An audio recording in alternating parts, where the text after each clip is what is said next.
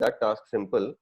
And so what I'll be doing is I'll be talking about the most practical tips about Entropion and what works and what has worked over the years for me, and as I've learned from my mentors, Dr. Punawar and Dr. Grover both. So to begin with the basics, this is how the eyelid margin normally looks like. And so it's like a perpendicular shaped structure and a rectangular structure on the eyelid margin, and it's perpendicular to the ocular surface on the inner side as well as the external side. And to understand the mechanism and treatment for entropion better, it is better to conceptualize the eyelid as divided into two parts, the anterior lamella and the posterior lamella. The anterior lamella being formed by the skin and the orbicularis muscle, and the posterior lamella being formed by the tarsus and the conjunctiva. So any disturbance which would cause either a contraction of the posterior lamella or the tarsus or conjunctiva, or can cause scarring of that layer, will lead to rotation of the eyelid margin towards the ocular surface, and that can lead to the problems related to entropion, like rubbing of the eyelashes against the surface, which initially may be uh, leading to mild irritation or itching or something, or redness of the eye, but in severe cases and extensive cases, it can even lead to ulceration of the cornea and even sometimes perforation of the cornea in bad cases. So whenever you look at a patient of entropion, most likely it will fall into one of the two basic categories, either cicatricial entropion, which is almost always the case with upper lid entropion and sometimes even with the lower lid entropions, or an involutional variety of entropion. Involutional variety of entropion, what happens is, as with the age increases, the tissues become lax, we all know. And so here we have lower eyelid retractors, which kind of pull the lower edge of the tarsus of the lower eyelid and pull it down and posteriorly. So as a result, the lower eyelid remains in normal shape and position. But with age, if the lower eyelid retractors become lax like this, sometimes they become lax or sometimes they become totally disinserted from the lower edge of tarsus. And what happens is that then the eyelid becomes, uh, the balance is lost. And so the orbicularis muscle can kind of override the lid margin, and then the eyelid tends to turn inwards, leading to what we see as involutional entropion. And this is, I'm sure, all of you must have seen in your clinics. So how we manage this condition, particular condition, involutional entropion, which is one of the most common entropion, if not the most common entropion that we come across nowadays. So this is a surgical video demonstrating the technique, how we deal with this particular problem. So the incision is started about 2 millimeters below the eyelash line, below the lid margin, and it's obliquely the incision is deepened towards the inferior orbital rim, and under the orbicularis you see septum, which is kind of formed by vertical fibers which come from the orbital rim, and so those septal fibers are cut and you reach the retractors of the lower eyelid. So these are the retractors of the lower eyelid, the whitish, glistening whitish fibers, and what I am cutting here are the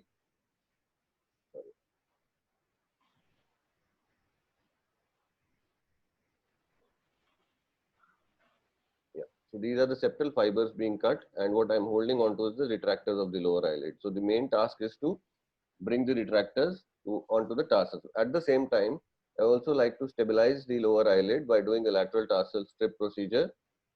In this, we take care of the horizontal lid laxity. We remove any part of the redundant lower eyelid tissue, and then we tighten and stabilize the eyelid by anchoring the lateral edge of the tarsus to the periosteum over the lateral orbital rim. This provides a lot of stability to the eyelid, and it tends to avoid recurrences of entropion, as well as it tends to prevent formation of ectropion if you just were to do a simple Jones procedure, that is the plication or advancement of the lower eyelid retractors. So once the stability is there by doing anchoring the tarsus to the periosteum, so the hypertrophied orbicularis muscle around the lid margin is removed along with a bit of skin which is redundant, and then a 6-0 silk suture is passed through the skin orbicularis, taken through the retractors of the eyelid, and then this is taken through the tarsal plate to exit onto the skin side close to the lash line. So here again a second suture. Similarly, you can see skin orbicularis, retractors of the lower eyelid, and then again this suture has to pass through the lower edge of the tarsal plate, and then it is taken out on the skin side. So some people take single sutures, some others take layered sutures, vicryl sutures for the uh, tarsus and the retractors, and separately the suture the skin. However, I do it in one go, and then there are interrupted sutures otherwise also to close the incision.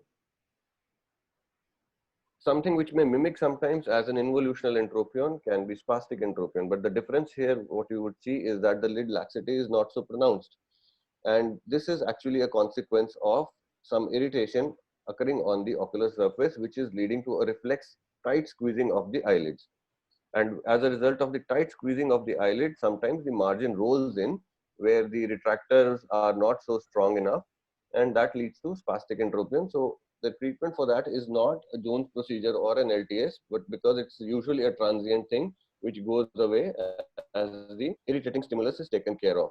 So what we do nowadays is inject some botulinum toxin into the lower eyelid, which relaxes the orbicularis muscle and leads to relief from the entropion. Another option is, if you don't have botulinum toxin, then you can use quicket sutures, which is like a suture as shown here in this diagram, a suture which is passed just below the inferior edge of the tarsus and taken up out on the skin side on a slightly higher level. That takes care of the entropion, and it's a temporary thing. You get some time to treat the surface problem. Another entity which may sometimes mimic the lower eyelid entropion and which is very commonly seen is epiblepharon. Now here what you see is actually the eyelashes are going inside and touching on the cornea, but there is no true rotation of the eyelid margin. What is happening is that there is a skin fold which is redundant on the lower eyelid that's kind of pushing on those eyelashes and pushing the lashes to go inside, and as a result the eyelashes are going in and touching on the cornea. So here you don't need to do the same Jones procedure, just need to excise that little bit of redundant eyelid tissue that you see medially, and with that you can just pass deep sutures, and that takes care of the epiblepharon. Moving on to the next type, that is the cicatricial entropion. What it implies is that there is some sort of scarring on the posterior lamella, which has led to the shortening of the posterior lamella and rotation of the lid margin.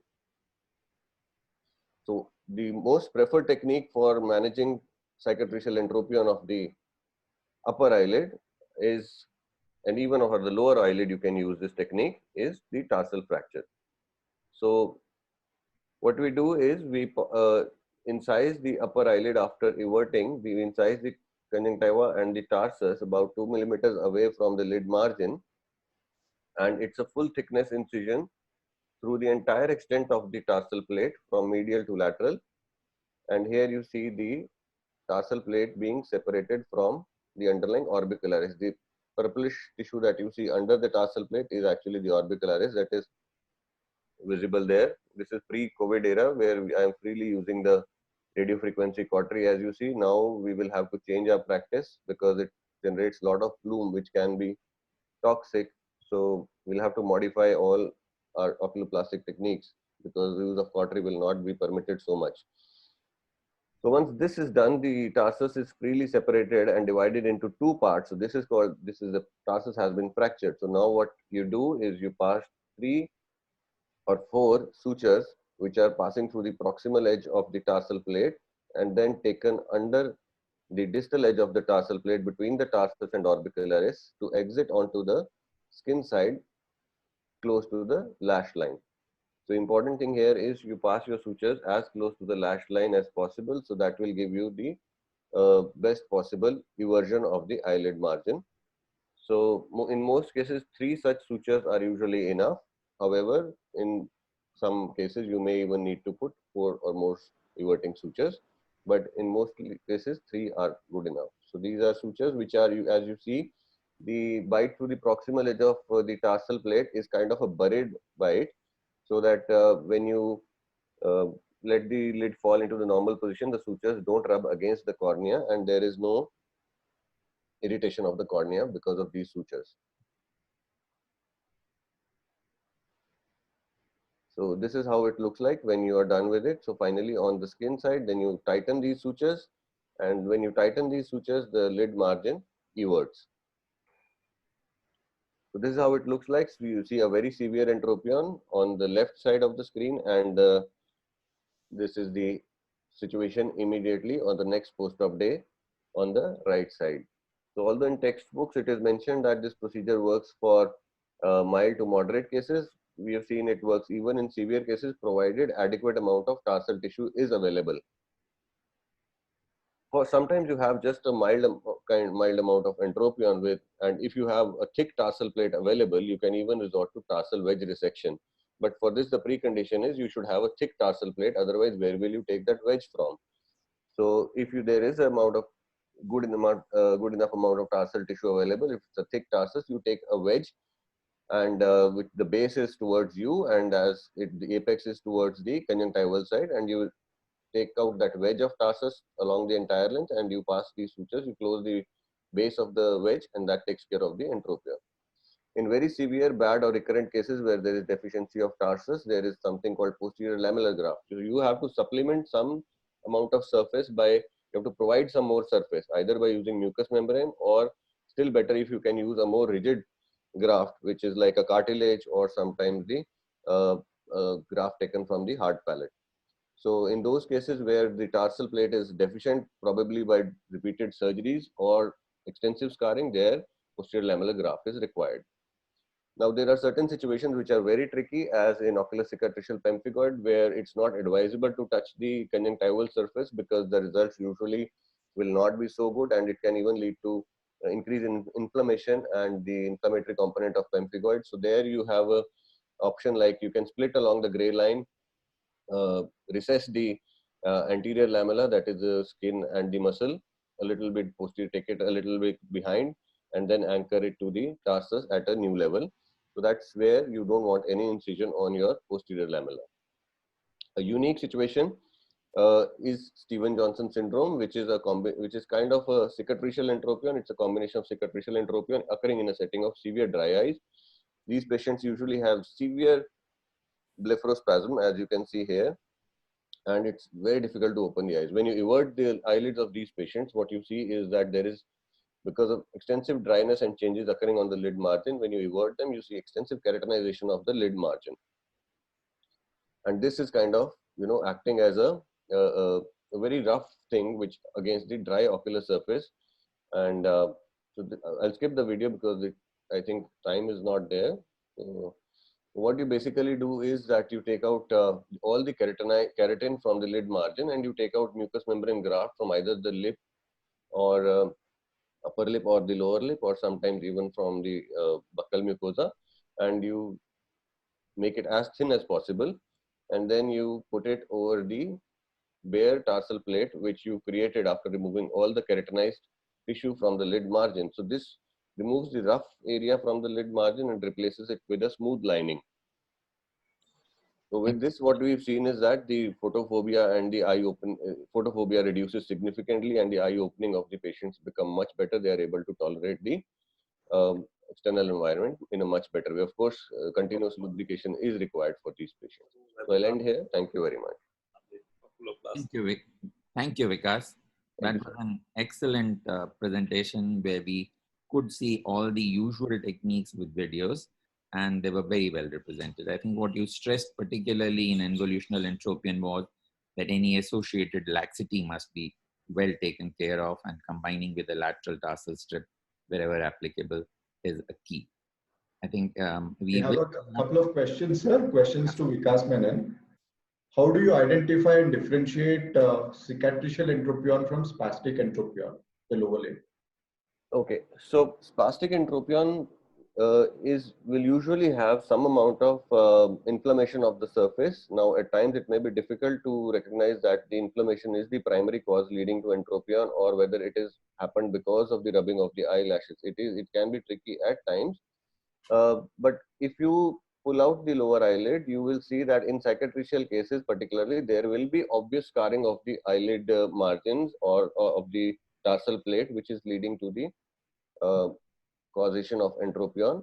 The second thing is that the laxity is which is usually there with involutional entropion, that will not be there.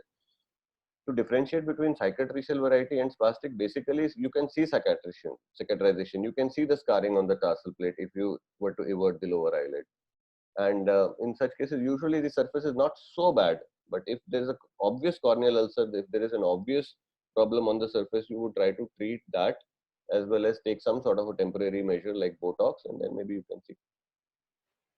Yeah. Next question is, how do you assess the thickness of the tarsus preoperatively? Thickness of the tarsus preoperatively, see, it's something which is kind of a little subjective there. So there is no such thing as to what should be the normal thickness of the tarsus. I don't think that's documented anywhere in terms of millimeters, if you were to say as to over, because that will vary in different racial situations. So it's a clinical judgment. You see these patients, old patients particularly, sometimes they come who had history of trachoma a long time back, and they have obvious thick tarsus. There is kind of rounding of the anterior border of the tarsal plate. And so in one of the patients that I showed, actually you can make out probably that the tarsal plate is quite thick. If in this particular situation, you see the tarsal plate appears thick clinically. The anterior surface is little rounded, and when you evert them, you can see that when you catch hold of the upper eyelid while everting, you will see that it comes easily in your grip. And there you can feel and see. It's a little subjective You're thing. quite right, because your finger is the best judge. You can palpate and see the thickness. Yeah. When you hold it while everting, you will see. Yeah, you will get to know. ptosis is so obvious in trachoma cases. Yeah. When do you combine lateral tarsal strip along with Jones procedure? Because meanwhile, can you stop sharing so that Seema Sure. can? Yeah.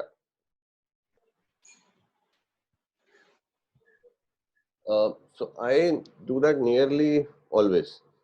I believe that it's stabilizing the eyelid is a very important part of entropion surgery.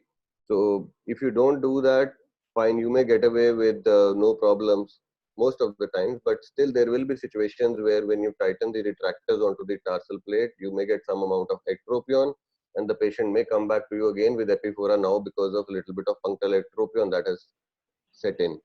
At the same time, there are more chances of recurrence if you don't stabilize the lower eyelid. So I believe there are two main important things when we are talking about lower eyelid entropion. One is the laxity of the tissues, and second thing is laxity leading to instability of the eyelid. So if we have to cure that problem, I believe that you can best cure it by doing both the procedures at the same time. It only adds about 15 minutes to your surgical time, but for the patient, it's really beneficial in the long run. Can you briefly answer how to correct a Jones procedure, how to correct an entropion which is recurrent following Jones procedure, and also touch a bit upon how do you manage congenital entropion? These are the two outstanding questions. Yeah. So as I just mentioned that for recurrent entropions, what I've seen most of the time, the reason is a redundant lower eyelid, horizontal lower eyelid laxity, which has not been tackled. So in my opinion, best way is to again pull up the retractors as much as you can to the third eyelid tarsal plate, as well as stabilize the lower eyelid, remove the lower lid laxity component, and that is in my experience, it has worked almost all the 100% of the times that when you stabilize the lower eyelid with the lateral tarsal strip, it works as wonders, even in cases of a recurrent entropion. Second question is about the congenital entropion.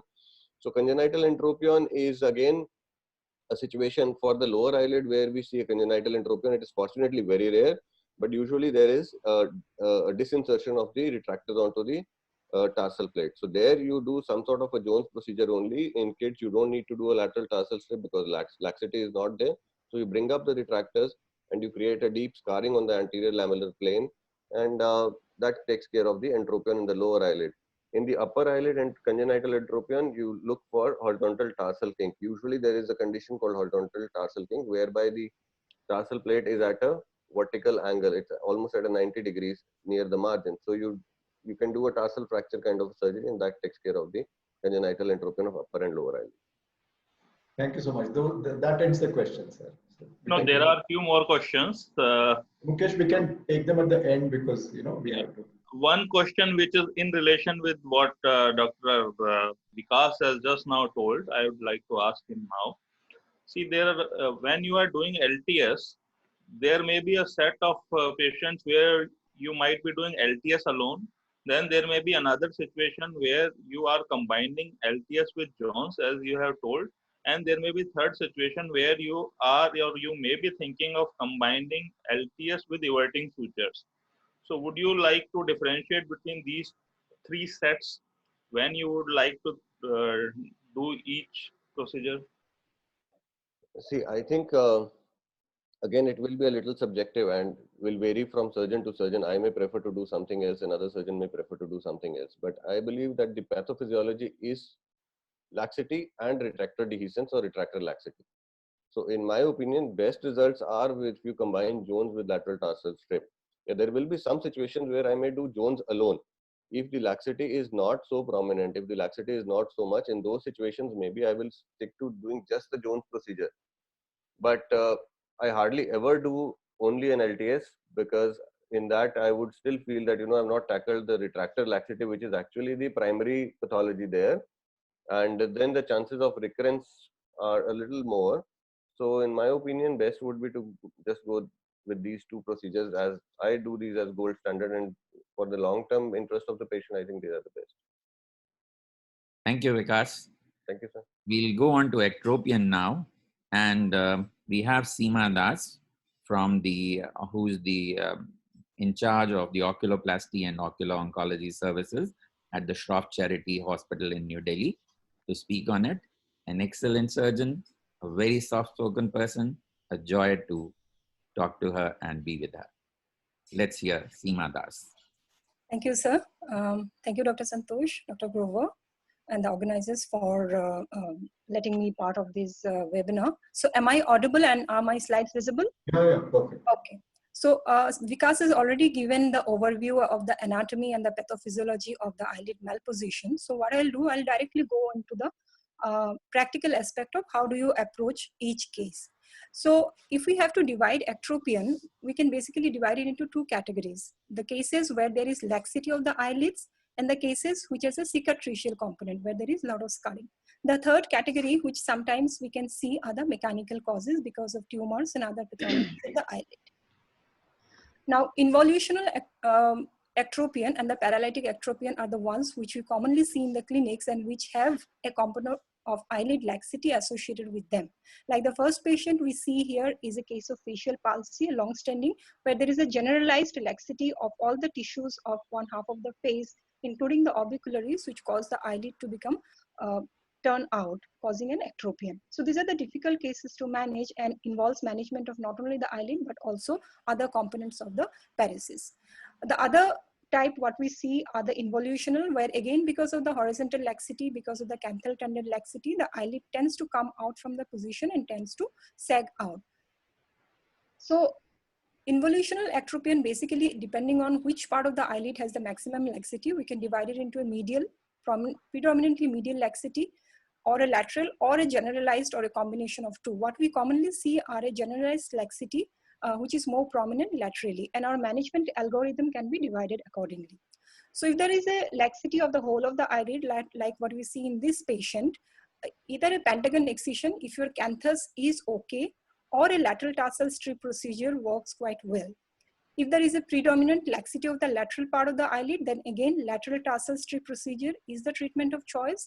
And if there is a predominant laxity of the medial part of the eyelid, we can go in for a medial conjunctivoplasty. We can combine it with a punctoplasty procedure. And in fact, all of these procedures can be combined with a punctoplasty if required, because ultimately your aim is to prevent the watering, which is a very common complaint of this patient. In addition, if there is a laxity of the canthal tendon, like a medial canthal tendon laxity, that needs to be taken care of with a MCT plication procedure. So mostly for these two categories, LTS or the lateral tarsal strip is a very commonly done and a very useful procedure, which we all must know.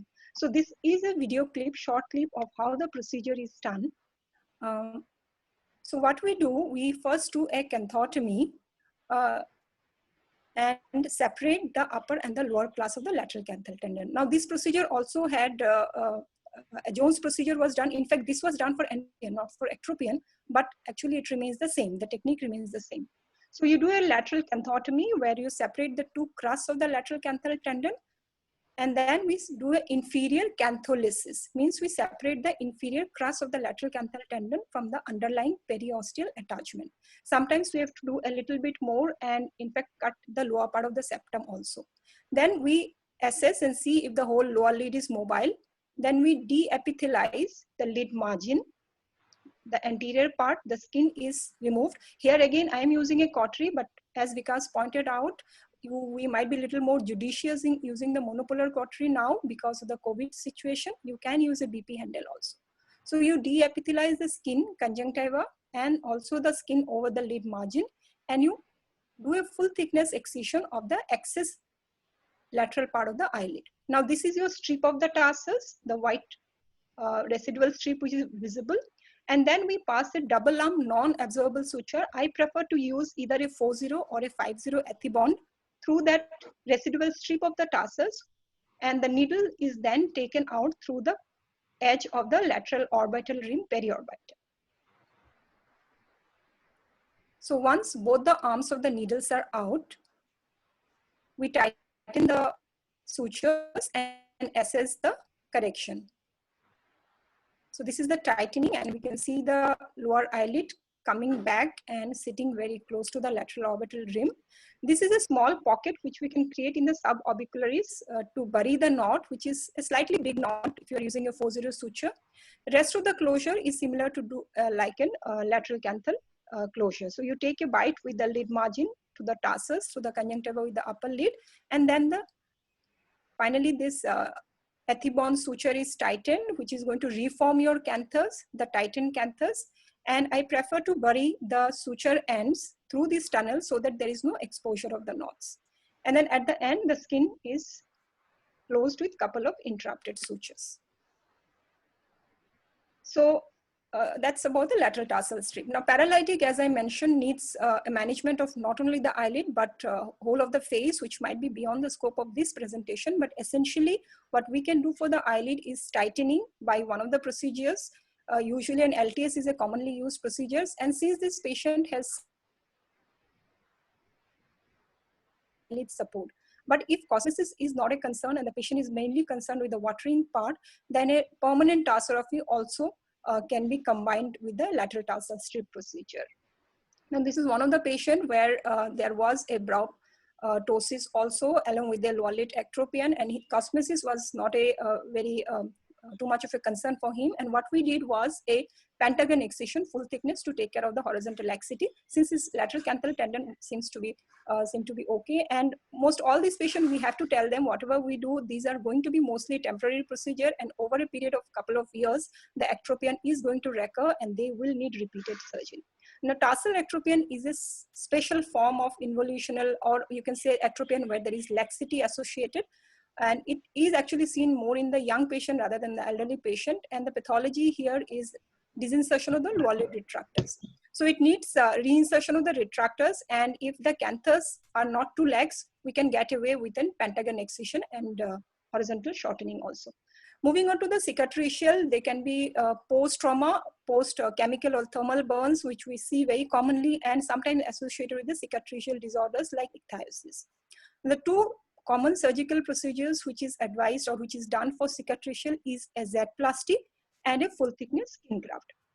Before I go into the surgical technique, we must be aware of a couple of pseudo and ectropion or the ectropion masquerades. Like this lady who was on anti-glaucoma medication for a long time, had a lot of periocular allergic contact dermatitis, and sometimes they can present to you in the clinic like an ectropion with a lot of watering. Now, we are not, it's not required to treat this patient surgically. If you treat the dermatitis with a local steroid cream application, they actually do quite well, and some modification of the anti-glaucoma medication regime might be required. The others, like a sclerosing sort of BCC, like in these three patients, sometimes can present like an ectropion, and we need to recognize it and treat the underlying pathology. In post-trauma situation, in a very early situations where the scar is still not kind of totally fibrosed or active, we can get away with a little bit of cicatrization by using intralesional 5A FU. This injection can be required and works very well if you start it in the early post-op period. In many of our patients, we actually start it, if you're doing a skin graft for cicatricial pathology, we in fact give it intraoperatively also. So these are basically the three types of cicatricial, where there is a localized band of cicatrization and more diffuse cicatrization causing a diffuse ectropion. Now, if there is a more localized band, which is causing a localized notching or pulling down of the eyelid, like in post-trauma situation, you might get away with a Z-plasty. Now, we know the principles of Z-plasty. The idea is to reduce the direction of the traction here. So you make a Z, and for example, if I have to make the Z for this patient, it will be the vertical line is going to be along the direction of the traction, and the other arms of the Z are going to be at 60-degree angles to it. So depending on the amount of or the length of the scar, we can divide the Z into multiple small Zs. And like what we did for this patient, with some amount of scar revision, repair of the upper lid, and a Z-plasty for the lower lid ectropion, he did pretty well. Another patient, like patients like this, where there is a more diffuse scarring or the scarring is more on the medial part, probably I would prefer a full thickness skin graft rather than a Z-plasty, because Z-plasty might not take care of the whole extent of the ectropion. This is again a small video clip showing the technique of the full thickness skin graft. So we make our incision, more often we actually make the incision close to the lid margin, where if the margin is the one which is the most everted out, but in this patient, since the cicatricial component seemed to be more in the upper part, we make the incision somewhere near the lid crease. So you undermine the tissues, you incise all the scar tissues, you can palpate with your fingers and see if you can feel the scar tissues until you get a complete release of the eyelid and it is able to cover the cornea. So you harvest the skin graft depending on the best match is the contralateral eyelid. If that is not possible, we can take it from the post-auricular area. We defat it nicely, remove all the subcutaneous tissue as much as possible, and we give a little bit of fenestration also if it's a big graft, so that there is no collection beneath the graft. And then we anchor it initially with few interrupted sutures. I prefer to use 6-0 proline suture. These are the fenestrations which are given. And then rest of the graft can be closed with a running suture. So this graft we actually divided into half because this lady needed a upper lid skin graft also. So as a convention, we take about 20 to 30% extra than the size of the defect. You measure the size of the defect and your graft size should be about 20 to 30% extra. Now, some of the interrupted sutures, we leave them long and we use a paraffin gauze to put pressure on the graft and tie them with the interrupted sutures which we have placed initially. So this helps in reducing the sub-graft collection and helps in the healing of the graft faster. So I will skip through this. These are the steps. I just kept it in case the video does not run. So these are the pre and the immediate post-operative, about 2 weeks post-op pictures. Over a period of time, the skin color becomes almost similar to the host skin color. There is some remodeling of the skin which happens. So these are the special form of ectropion, like in this child who had a congenital ichthyosis with a corneal exposure with a severe ectropion. The problem here is that the child does not have any healthy skin throughout the body to take it graft. So one of the option here, if you have to do a skin graft for this patient, could be a allograft from the mother, like we did for this child. There are other treatment modalities which are available for cicatricial ectropion in ichthyosis patient with a medical regime of combining the retinoids, and this is supposed to work well for this patient. And I think Dr. Santosh has a series where he has good result with the use of retinoids. Now, just quickly to run through the special situations, like in blepharoplasty syndrome, we see an ectropion commonly associated, the lateral ectropion. So this, again, a little difficult to correct, mainly because of the cosmesis concern. You can do a skin graft in this patient, but usually the graft is in such a place that it's a little unsightly and cosmetically not very acceptable. Last but not the least, the uriblepharon, which can be an unrecognized entity in the clinic, where there is a very subtle lateral sagging of the lower eyelid with a lateral ectropion, and sometimes patient comes to the clinic with a complaint of watering. That's the only complaint for this patient, and we are if it's very subtle, sometimes we don't know what's the cause. They have patent syringing, they don't have any other problem, but the watering seems to be persist. So that could be because of uriblepharon, where the lateral part of the eyelid does not oppose to the globe and the tear film does not get distributed evenly over the ocular surface. So what we can do simply for this patient is this very small lateral tarsorrhaphy, like what we did for this child, to kind of obliterate that gap, that lake of the, that space where the collection of the tears are happening, and that works for symptomatic relief for this patient. And lastly, the mechanical ectropion. Of course, here we have to treat the pathology. Like in this patient who had a small sebaceous gland carcinoma, he needs a full thickness excision and then reconstruction of the eyelid. So this is what I had to talk about ectropion. Thank you, Seema.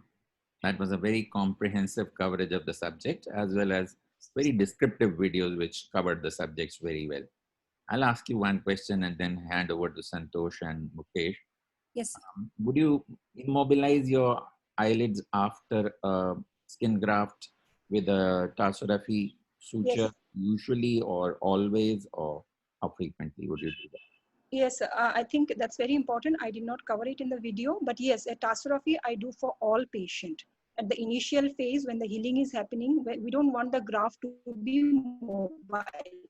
So I do a temporary suture tarsorrhaphy for all my graft patients, or put a traction suture for the initial 1 or 2 weeks.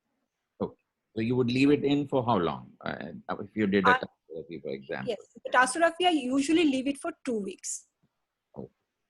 And Okay. I use proline, so we can easily leave it for 2 weeks time. There are some raised hands and there are some questions. Santosh and Mukesh, please. Good morning, Dr. Seema. It was a Morning, wonderful presentation and you covered almost all aspects in very short time. So you deserve compliment for that. There are few questions for you and many of them, they pertain to the use of 5FU. So people ask, they want to ask about the doses of 5FU and whether it should be injected underneath the scar or at the edges. So please answer. Seema, before you start, can you stop your screen share, please? Yes, yes.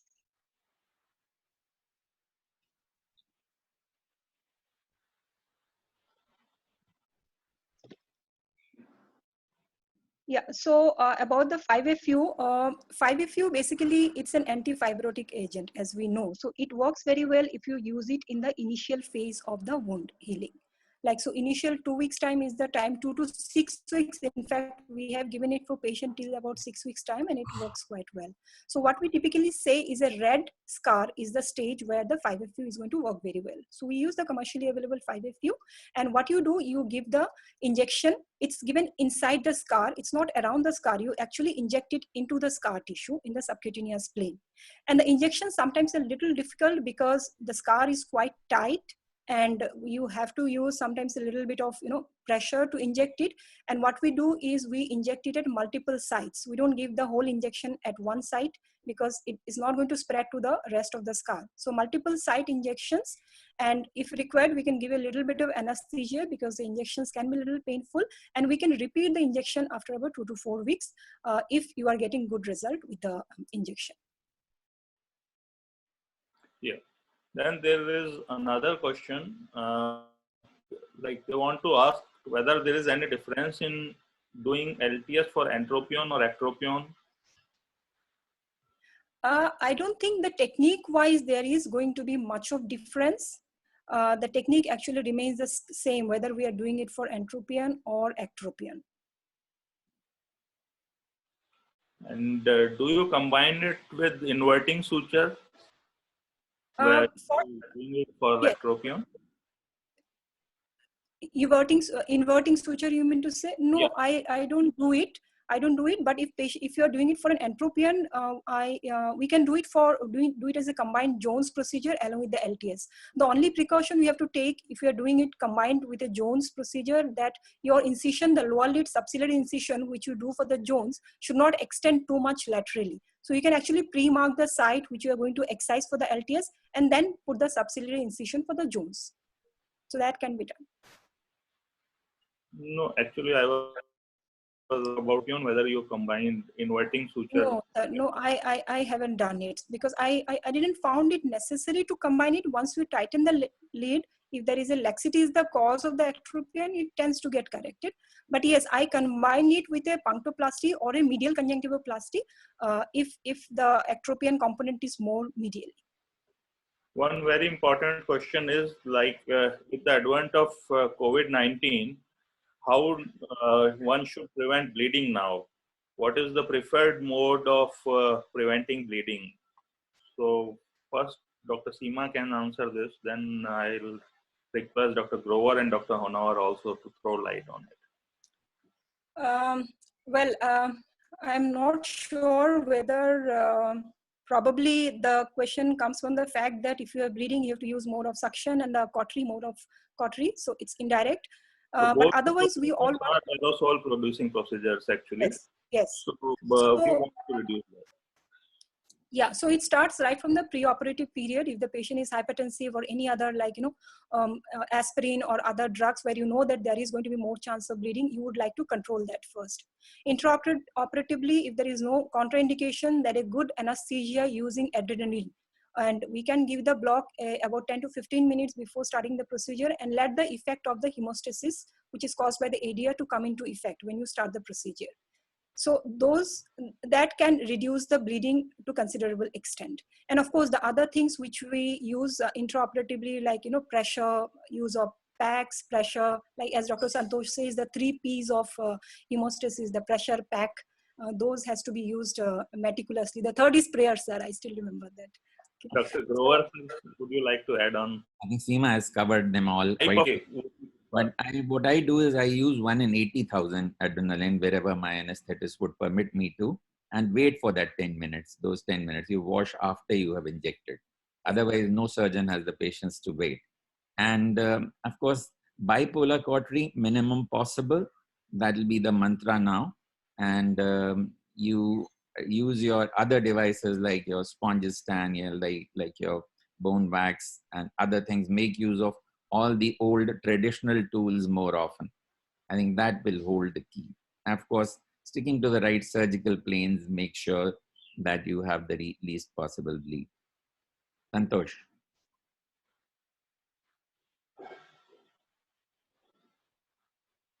You would tell us something about what you would suggest in the COVID times for preventing or minimizing the use of cautery.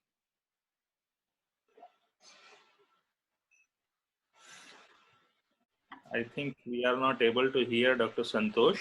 One additional thing I think Dr. Grover has highlighted and Dr. Seema has highlighted most points. One additional important point which many of the time we tend to forget is that we should have raised head end. So this is a very simple thing, but it really helps a lot in preventing or reducing the bleeding actually. Especially in cases like DCR, for example, that's a boon, yes.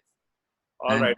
where you're working under GA, your anesthetists need to be aware of sometimes if they can give a hypotensive anesthesia. That's again a great help. All right, sir. So then there are many other questions, but I think now we'll go ahead with our presentation, and now I'll request Dr. A.K.Grover to speak on eyelid reconstructions. Dr. Grover, we all know him. He needs no introduction. He is virtually a father figure and teacher for many of us. I think whole generation of oculoplastic surgeon has learned oculoplasty watching him and his surgeries.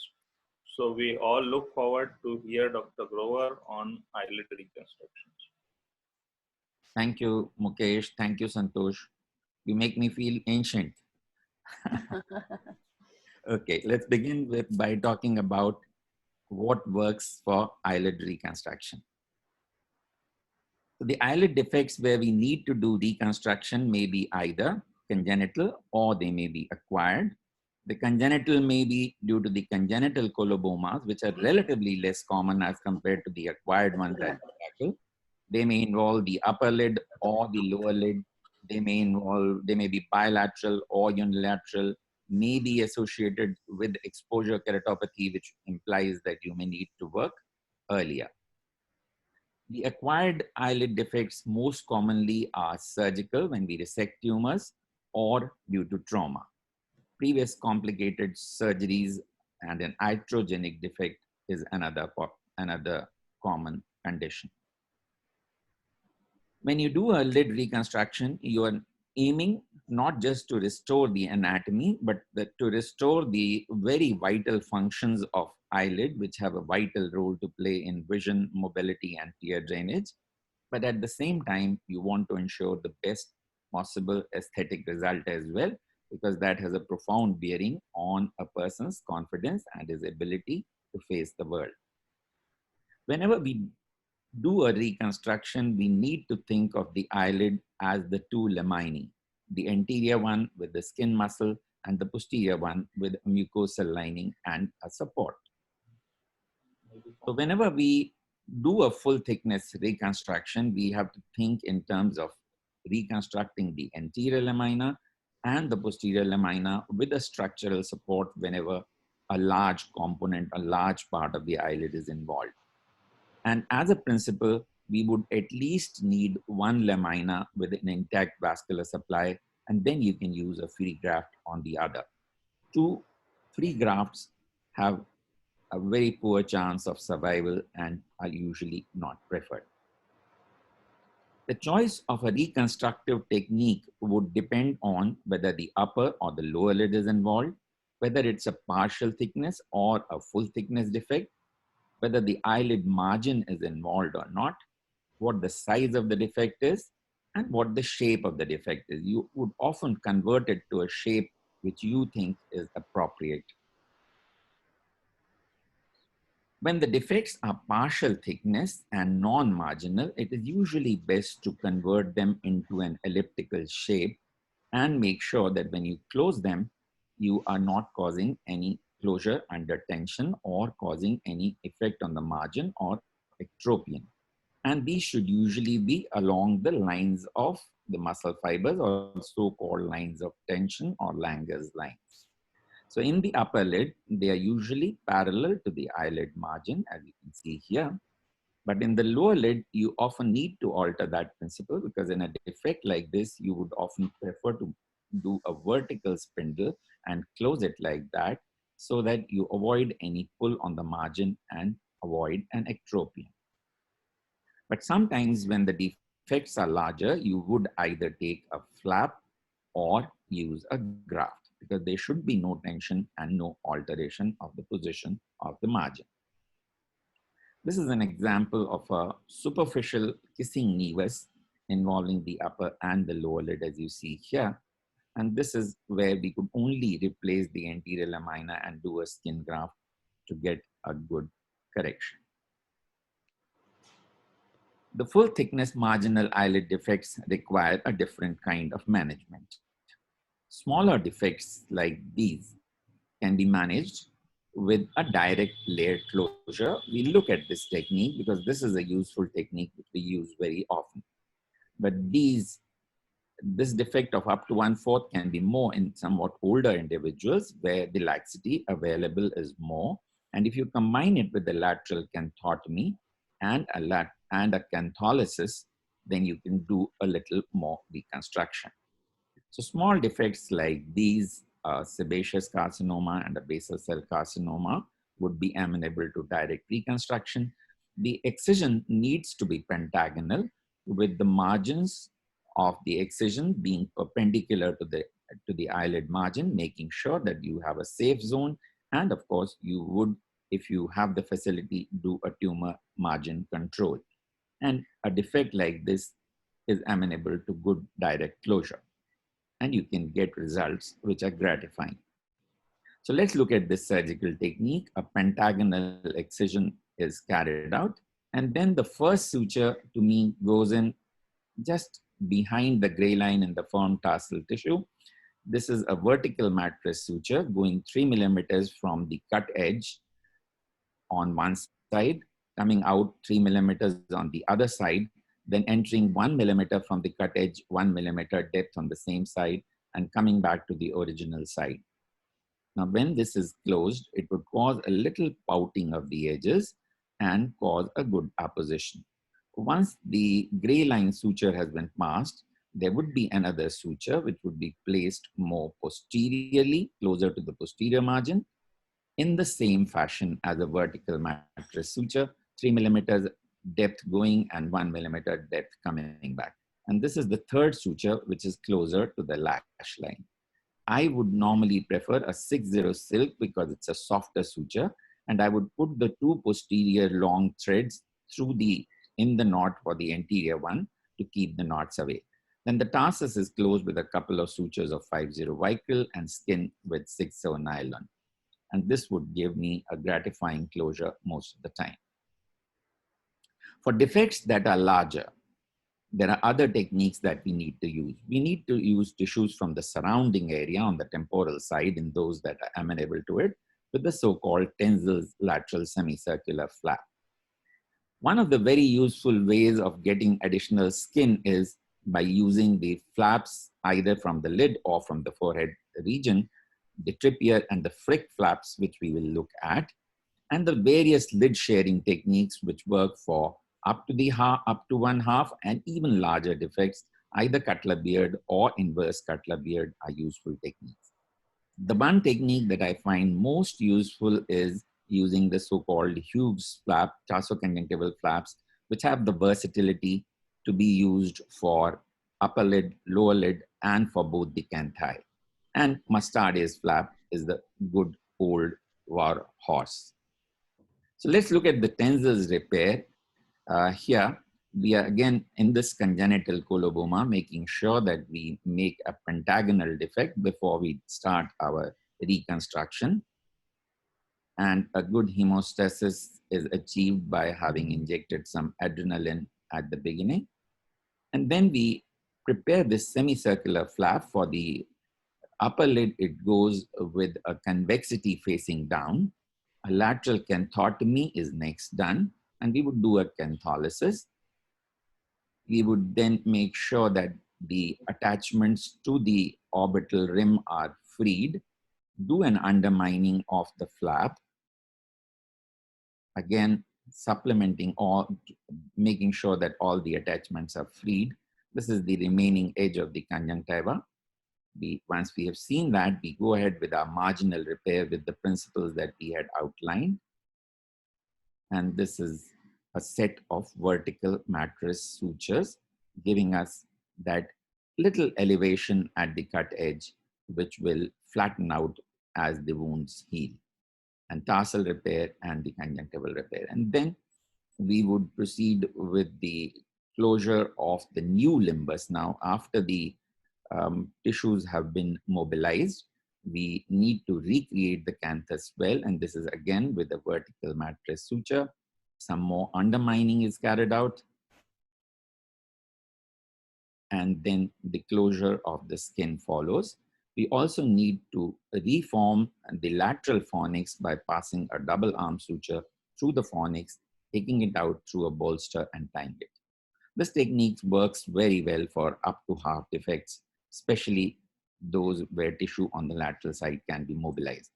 An example is this traumatic case where there was a malalignment of the lateral canthus as well, and there was this upper lid defect which was present. So we could do a Tenzel semicircular flap, and with this mobilization, we could recreate the normal lateral canthus and do a good reconstruction of the upper lid with good cosmetic results. Now, lid sharing procedures, as I said, are an excellent procedure wherever they are practical because they provide you eyelid tissue, which is an excellent match. In a procedure like Cutler beard or inverse Cutler beard, you can use both the lamini by lid sharing. And procedures like tarsoconjunctival flap, as I said, are extremely versatile. Tissue laxity over a period of next 6 weeks ensures that you do not end up with any shortage of tissue on the donor side as well. So let's look at the tarsoconjunctival flap technique. When you have a defect like this involving the lateral canthus as well as the upper lid, mobilization of tissue leaving marginal 4 millimeters can be very, very good, and it covers the lateral canthal region as well as the remaining defect in the upper lid very well, and it can be opened after 4 weeks to give you very gratifying results. I'll be skipping this video for in the benefit of time, and you can make out that this huge area that has been reconstructed, a tarsoconjunctival flap has done well, and we've left behind enough conjunctiva here to make sure that in the later post-operative period, there would be no skin contact with the cornea. So skin flaps, such as the trippier flap, which comes from the upper lid to the lower lid defect like this, or a freak flap, are useful techniques for taking a skin tissue with intact vascular supply. An example is this basal cell carcinoma here with a large defect involving the lacrimal apparatus here. We could take a tarsoconjunctival flap for the anal lamina, as you can see here, and you really get some tarsus when you're using the upper lid, because you have a tarsal height of 8 in Indians. But in the lower lid, you would have very little actual tarsus when you take it from lower lid to the upper lid. And then we could take this flap as a trippier flap from the upper lid and use it for this defect here, as you can see here. And this would take up the normal coloration over a period of time. And you could get very gratifying results in this patient. The Cutler beard procedure essentially involves a good excision as desired by the location of the tumor and safe zones and your frozen section control. And then you outline a flap which is 1/4 width smaller than the actual defect, because that much can be covered by direct closure. Leave 4 millimeters behind here, and then prepare a flap both of the skin muscle lamina and of the tarsoconjunctival lamina, which are both sutured in position, leaving this handle of 4 millimeter width. And this closure is done, and once the healing has occurred after 6 weeks, it can be opened, taking care to leave extra internal lamina to form the margin, so that there would be no turning in of the upper lid skin onto the cornea. So inverse Cutler beard is similarly applicable. The technique is essentially similar, and I would not dwell on it for much longer. If the defect is larger, half to near total or near total, let's see what additional techniques we use. Cutler beard is still applicable if the defect is 2/3 or a little more on an inverse Cutler beard. Huge technique remains useful, but very often for larger defects, you need free tarsoconjunctival or nasomucocartilaginous grafts. And this is something that we do use frequently. Cheek rotation flap for larger defects remains one of the old war horses, and various cutaneous and myocutaneous flaps can be used. When the loss is total, Mastades becomes even more important, and the various flaps like the temporal forehead flap, glabellar flap, temporal flap, or a midline flap, or a glabellar flap, these become important. And of course, you need a posterior lamellar graft with a support, so a mucocartilage or a tarsoconjunctiva becomes imperative. So these tarsoconjunctival grafts or a nasal mucocartilaginous graft are very helpful. With the mucosal side put on the conjunctival side, you get very nice support. So let's look at some examples of how we have reconstructed the internal lamina. Here in a traumatic case, we were lucky to be able to rotate this tarsus to get a support and carry out a graft, skin graft to carry out a closure. But in other situations, a tarsoconjunctival or a free tars or mucocartilaginous graft is important. Now, let's look at some of the periorbital flaps in a sebaceous carcinoma of this side with a huge defect like this. A superficial temporal artery-based transposition flap is extremely useful, and we'll skip this video. For medial defects like these, this was a lady who was convinced that she would never get a surgery done, and she waited for it to become such a huge mass. And the only thing that it required for her to be convinced was to be advised biologics, and the cost of vismodegib convinced her that she must get a surgery done. So the cost of biologics can be a really big impediment to choosing them. So we had no option but to think of an excision, and virtually the entire upper lid, entire lower lid had to be excised along with the medial canthal region. So we chose to use a free mucocartilaginous graft along with a large, broad midline flap, which was rotated, but it was still not covered enough to cover the area. We had to put in a free graft here as well. And this is how she looked in the early post-op period. Later, we freed the midline flap and we opened up the eye. And this is the early post-op appearance. She'll need subsequent surgeries for once the tissue edema, lymphedema has decreased to make a better appearance for her. The last two things that we need to speak about is taking care of the lateral canthal reattachment and the medial canthal reattachment. In the lateral canthal defects, what is important is to ensure a continuation of the posterior skeleton. So tarsus must be attached to the periosteum or periorbita on the lateral margin using a Prolene suture or a permanent suture. And then you can combine it with the various other techniques. So we look at that technique in a traumatic case where there has been an avulsion of the lateral canthus. So if we need to reattach this, we need to reattach it with double arm sutures using a material like Prolene. And we take a bite which is given at the lateral tubercle, but this bite is taken starting behind the orbital rim in the periorbita. And it's passed as a double arm suture, making sure that the attachment to the periorbita is a firm one. And then you can carry out a closure and reattachment. Those cases where a firm attachment is not possible through the periosteum for some reason may require holes to be drilled with a better exposure. So a melanoma like this requiring a huge defect can be reconstructed, reconstituting the lateral canthus well if you follow the principles. Medial canthal defects require a fixation of the medial tarsus well, but this fixation must be to periosteum near the posterior lacrimal crest in order to give the proper position and a proper depth to the medial canthus. This is the important thing. And you can, of course, do all the reconstruction that you can do, or you can even sometimes leave smaller defects to granulate spontaneously with good results. So let's look at the principles. You do a transconjunctival approach to expose the posterior lacrimal crest, as you see here.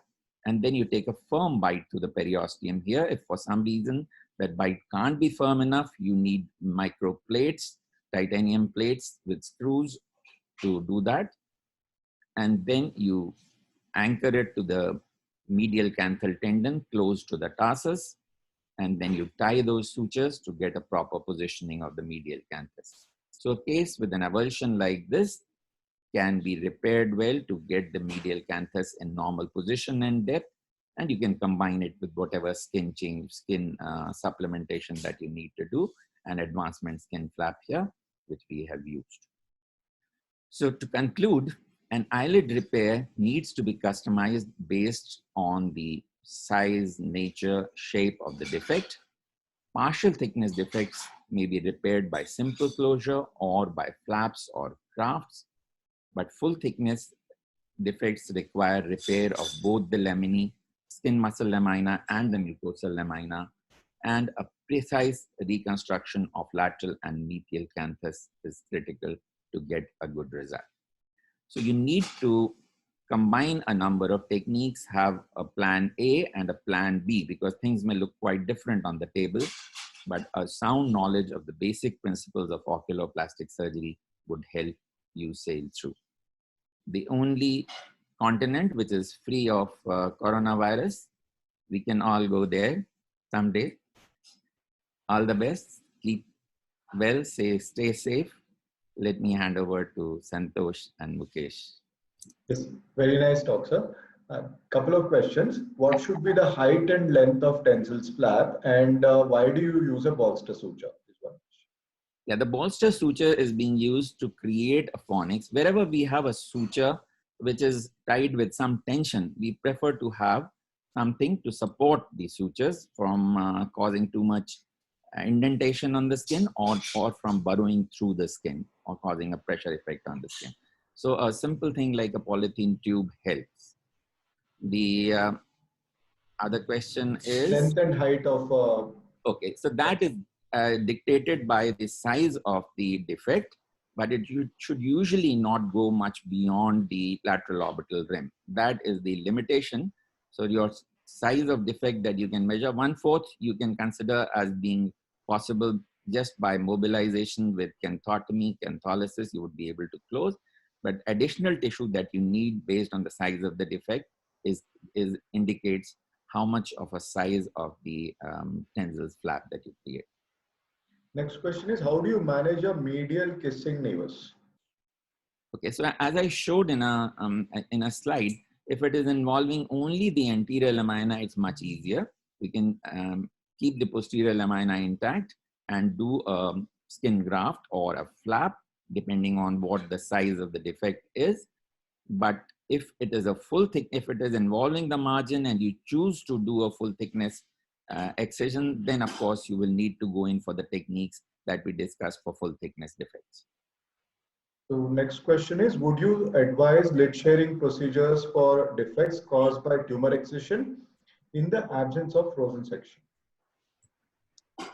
Well, that's a tough question. It takes safe margins, particularly with maybe BCC and a squamous carcinoma, you may go ahead, but with the sebaceous carcinoma, maybe you can wait for a couple of days if you don't have frozen section and then go ahead with your repair. Because even with a BCC with a 5 millimeter margin, you still have about 5% rate of involvement of the margin. So you would be careful in doing a reconstruction without a frozen section support or without a margin control support, doing any procedure, not just the lid sharing procedure. Last question, why do you prefer silk instead of prolene? I would prefer silk for the marginal sutures always. For the skin, I prefer a 6 or nylon. The reason why I prefer it for marginal sutures is because it's a soft material.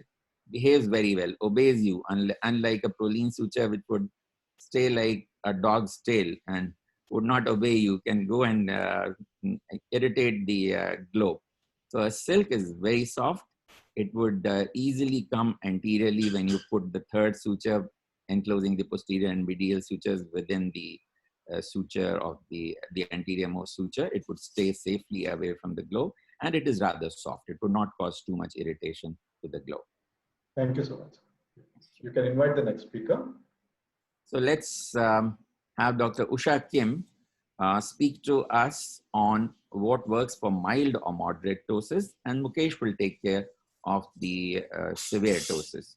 Dr. Usha Kim has been the chief of the Oculoplastic Oncology Services at the legendary Arvind Eye Care System, Madurai, and has been the teacher to a whole generation of people who have learned from her.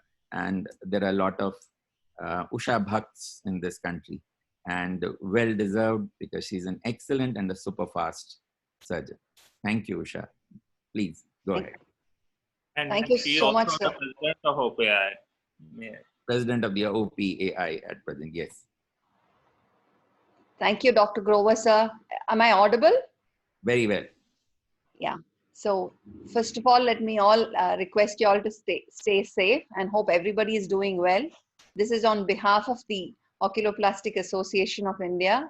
And I'm very thankful to Dr. Santosh for having organized such a wonderful meeting on a Sunday. And I think we'll get enough audience, at least at this point of time, because there's nothing else to attend to. So thank you, Santosh. And thank you, Dr. Grover, for such wonderful words. Now I'll start on with my talk. What works for mild or moderate ptosis? Now, what I should request you is, we'll have to go back on time at least 10 years ago. So stop using all your monopolars and bipolar cauteries, and don't be too liberal with that. In fact, you should stop using them and use your blade to start with again. So the choice of procedure as far as the ptosis is concerned depends on the predictability of the outcome with no compromise on function and aesthesis. And one thing which I'll have to overemphasize is it has to match the expectations of the patient and not just the surgeon. I'm not going to into the details of the anatomy because it's too much to cover at this point of time. But one thing I'd like to again stress upon is we'll have to capitalize on 3 muscles. That is the frontalis, the molars, and the levator palpebrae superioris.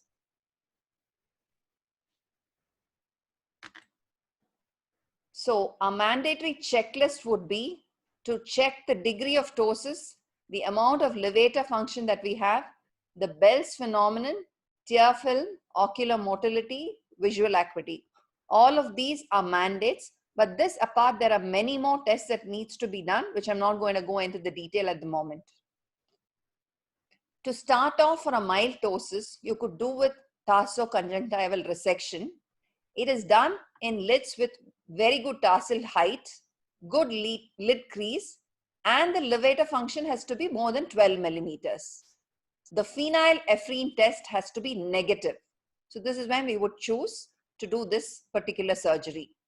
So here what we need to do is evert the upper lid, put a stay suture, and after hemostasis, using a very good, you can actually have hemostasis.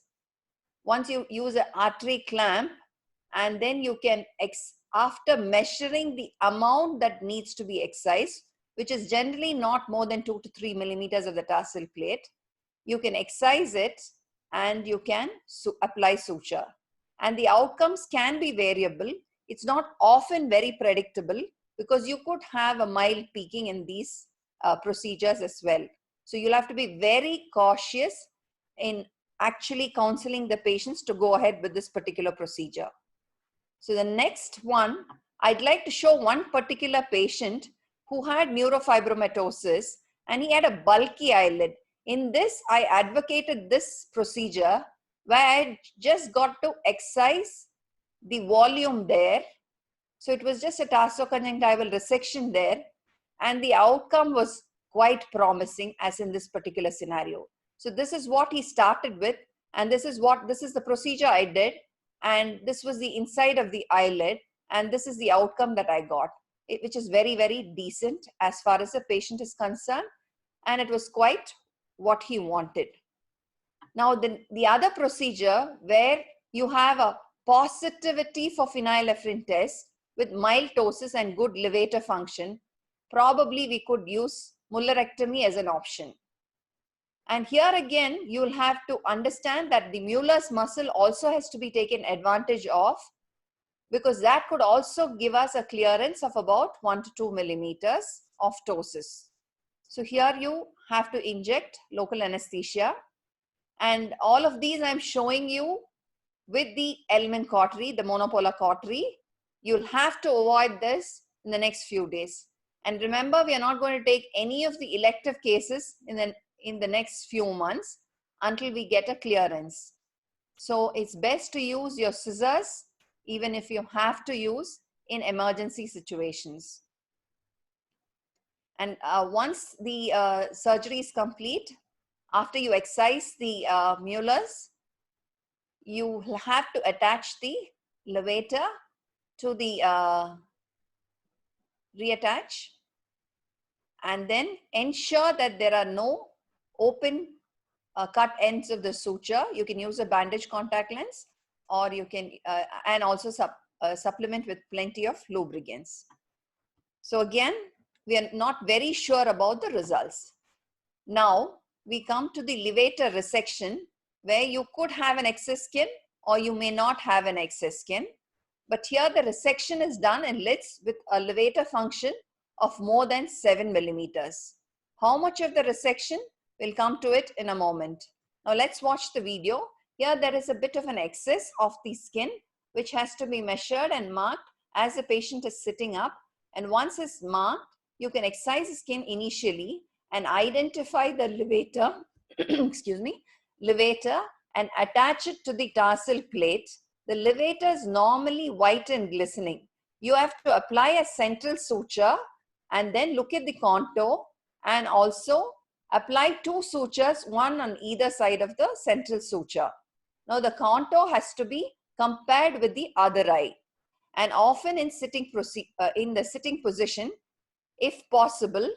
And then the measurement, you have an algorithm. Each one of us has an algorithm, but whatever it is, we'll have to compare it with the other eye before we actually decide on how much to resect. So what algorithm we have in the literature is, for every millimeter, 3 millimeters of levator has to be resected. Remember that the lid will rise 1 to 2 millimeter if the levator function is more than 7 millimeters, and will drop 1 to 2 millimeter if it is less than 7 millimeters. Keeping that in mind, you have to position the lid on the table. Now these are some of the pre and post operative pictures, which gives reasonable and predictable outcomes. Now the other important aspect which I'd like to emphasize is, sometimes you can just see this picture where there is the frontalis action in one side, and you can see somebody has placed a sling in this particular person. Here you've lost the lid crease completely, it's hidden, buried. So both eyes have a levator disinsertion, which can be easily corrected by just reattaching the levator. A word of caution, levator sometimes can get rolled up also. So you have to just bring the levator to the tarsal plate and reattach. Do not stretch it too much or do not resect it, because it can end up in overcorrection. In this particular patient, I've just shown you one eye. You have to compare it with the other eye also on the table, and you have to do it in the same sitting to get very good results. People often talk about small incisions. I think we can try it in reattaching the dehisced levator, where you can identify the disinserted levator and attach it with just one single suture. This can also be advocated. A word of caution here, you might have a peaking in some of the cases, or the contour may not be very good in some of the cases. But if you have to go in for very small incisions, probably levator reattachment is the only scenario where you can definitely advocate this procedure.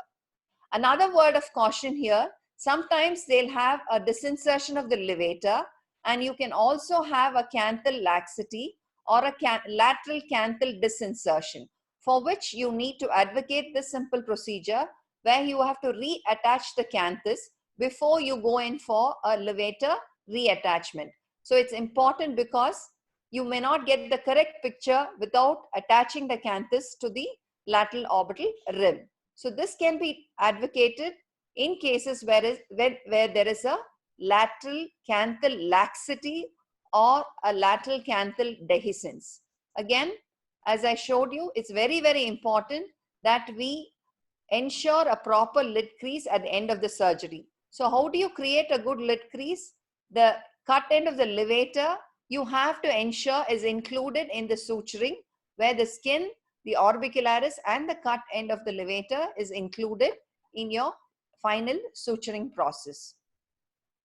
So for a promising outcome, you will have to definitely listen to the patient. It's not important what you want, it is more important what the patient wants. You have to do a very thorough evaluation and counsel the patients to moderate their expectations. You cannot get an almond-shaped eyelid often, and you cannot have an expectation for your own. You will have to understand what the patient expects and also make the patient understand what you can achieve at the end of the surgery. And often you have to customize the surgery. It may not be one rule for all, and the operation needs to be very precise. And you have to perfect your results, create your own algorithm, and perform what works best in your hands and not what works best in others' hands. Thank you very much. Thank you, Usha, for having covered the subject so well in a short time. I'm sure there are plenty of questions from Santosh and Mukesh who have gathered. There are a couple of raised hands as well. So go ahead, Santosh and Mukesh. Mukesh, can. Yeah. Yes, Santosh. Right. So one question is, how do you deal with development of contralateral ptosis after levator repair? Probably because of missed herrings. So now if the evaluation is very, very important, you will have to lift the lid and whatever you want to, optimal correction you want to do, you lift the lid to that particular height and look at the other lid, how it functions, whether there is any ptosis in the other lid. And if there is a ptosis in the other lid, probably it would end up having a ptosis eventually. So it's important for us to address this issue to the patient as well. So that's number one. Okay. Okay, the next question is, do you always need to open the orbital septum during levator surgery, or can you avoid it? Now, when you have a disinsertion or when you need to do a large resections, it's good to open up the septum. And when you suspect that there is an orbital fat prolapse, or if you need to correct the septal dehiscence, it's good to open up, clear the fat, rearrange the fat, no longer cutting the fat, rearranging the fat or redraping the fat. And if in excess, probably you'll have to end up clearing up the fat using a good cautery. But all that becomes cosmetic at this point of time, which may not be spoken about for the next 6 months. How do you manage? Santosh, yeah. One proviso. I don't do the opening up the orbital septum in the small incision surgery in acquired aponeurotic cases. There I would just get to the appropriate position, which I think is right for picking up the aponeurosis and do a closure without. Only in large cases, and when required, you need to open up the septum. Yeah. Otherwise, you can just go ahead and How do you assess intraoperative lid height when the other eye is obviously not inflamed and there is no swelling intraoperatively? How do you assess the lid height on the table? Oh yes, that's a very, very difficult question, because often we infiltrate a large volume of anesthetic, local anesthetic. That's another distorting feature. So please use minimal amount of local anesthetic and try to minimize the amount of edema that, so the time duration that's taken for surgery is very, very important. If it's too prolonged, probably the edema will start setting in and it's very, very difficult to assess.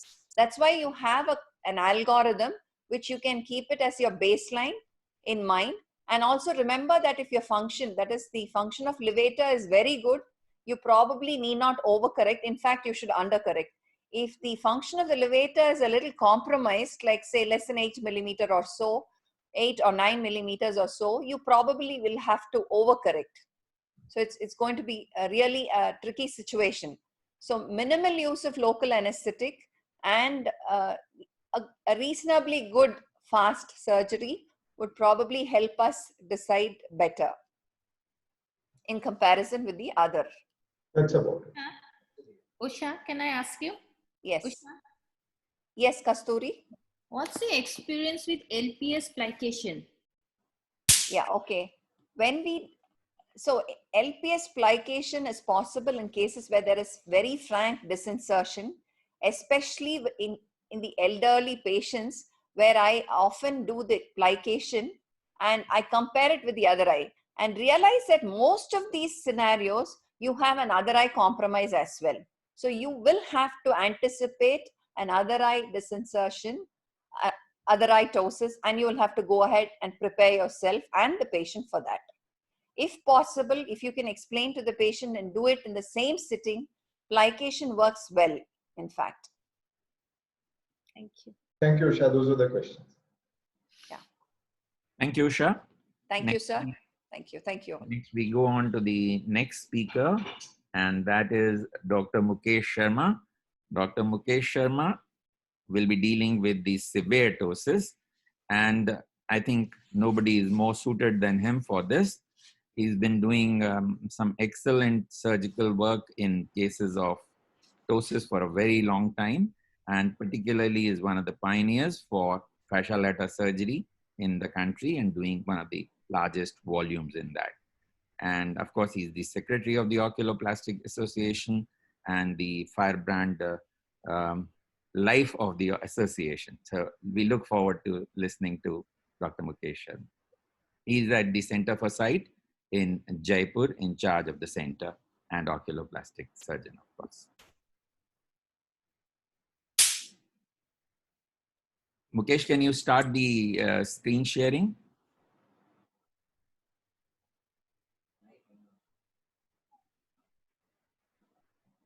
Mukesh, can you hear me? Usha, can you stop your screen share, please? I did, sir. It's been stopped, sir. Okay. Yeah, Mukesh can start his screen share now. Dr. Mukeshji, unmute yourself first. Yeah, now am I audible? Yes. Yeah. All right.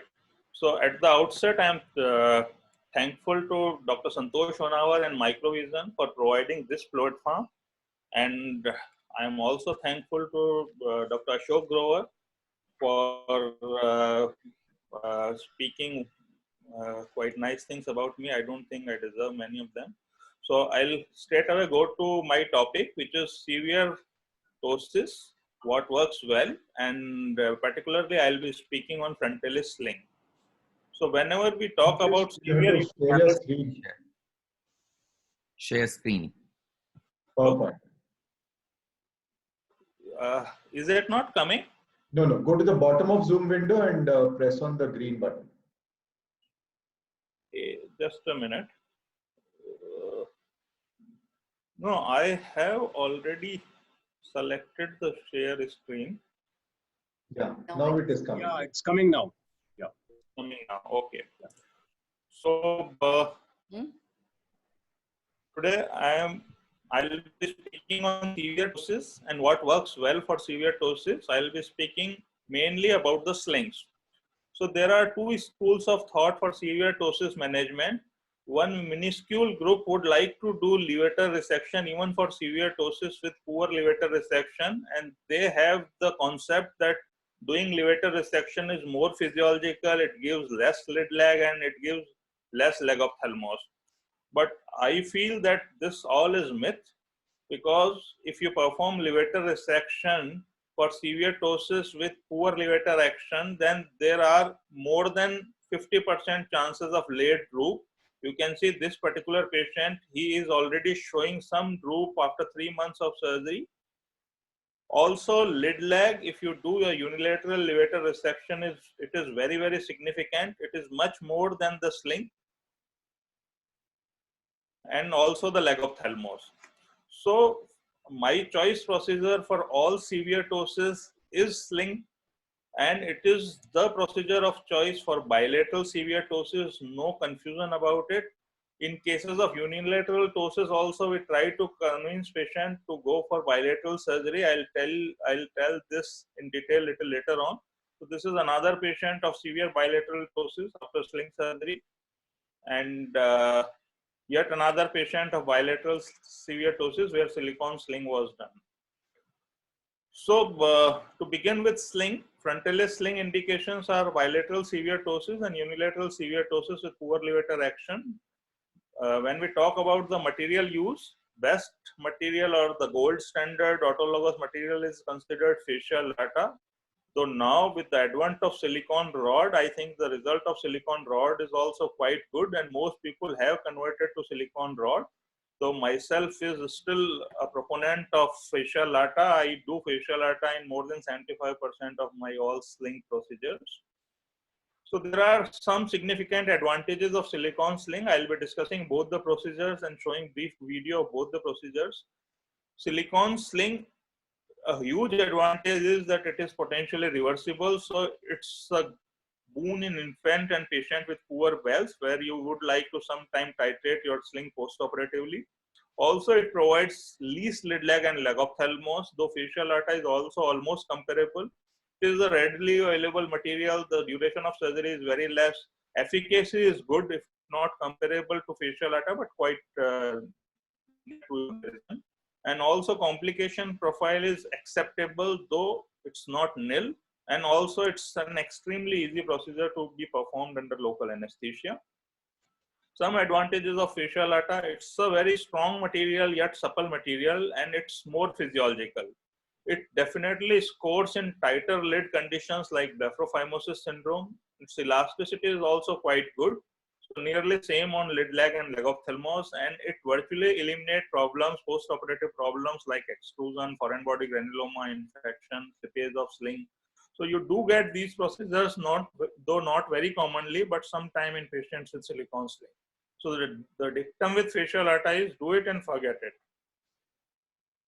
Methodology of sling. Most commonly performed methodology is Fox's pentagon, where sling is passed in a pentagon manner, though facial arta can be done in preferred double triangle manner also, but in my experience, I think both the conditions are same, and rather pentagon gives you better lid contour and it is less time consuming also. So now I'll discuss silicone sling. There are certain important points about silicone sling. One should never reuse the sling. You should never keep one half of sling and in your formalin chamber, or you do autoclave, or some people do ETO and then reuse it. Never reuse it. If you are not reusing it, then the chances of granuloma or infection is almost minimum. Also, you have to titrate tightening of sling. The end point of sling is upper lid at limbus in most cases. One very important point is one should make a long tunnel and leave cut end of silicone deep inside the tunnel to avoid extrusion. We should see this in video. And also this important point which I always highlight is that combine skin muscle excision in most adult cases, at least in unilateral cases, to avoid excessive anterior lamina skin and also to have a good lid crease. So now I'll show you a brief video. A congenital severe ptosis patient, pupil covering ptosis, so we have to do surgery at around 1 year of age. So we mark 2 points on either side of limbus, though we mark these points according to the sweet point on the lid. Sweet point is one point we get even lid lift while lifting lid at sweet point, and then you mark 2 points at 5 millimeter or 6 millimeter either to the central point. Then there are 2 points above the brow in line with lateral canthus and medial canthus, and one central point. Then you make tiny stab incision either with the diathermy or with the cautery. You should not hit the bone, you should remain above the bone. Then in superior incision, you make a long tunnel so that your end of silicone would be buried there. Now, very important point is that you should cut this sling in 2 halves. You should be using both the needles in one eye as it is recommended. Just take out from one of the needles.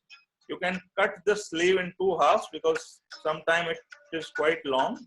Then just bend these malleable needles to a good contour and pass it in the tarsus plane. You should not be impinging on the tarsus, or you should not be taking a bite into the tarsus, and this needle should be free. Free movement of needle here, that your lid lift is good. Don't know. I think there is some problem with the streaming of video. Okay. So now using both the needles per eye gives you advantage of passing. You should always check you have not perforated the tarsus plate, because in children it is very easy to perforate tarsus plate with your needle. Now using both the needles per eye gives you advantage of, I think there is some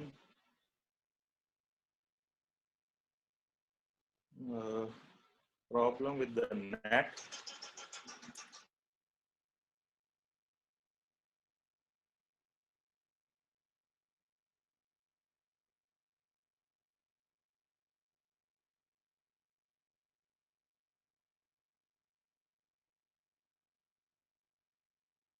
Can you check your Wi-Fi signal strength?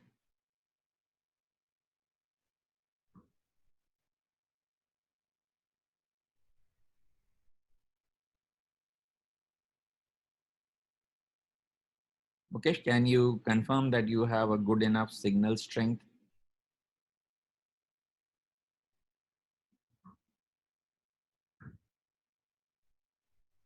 Santosh, can we take up some questions in the meanwhile, while Mukesh takes care of his signal?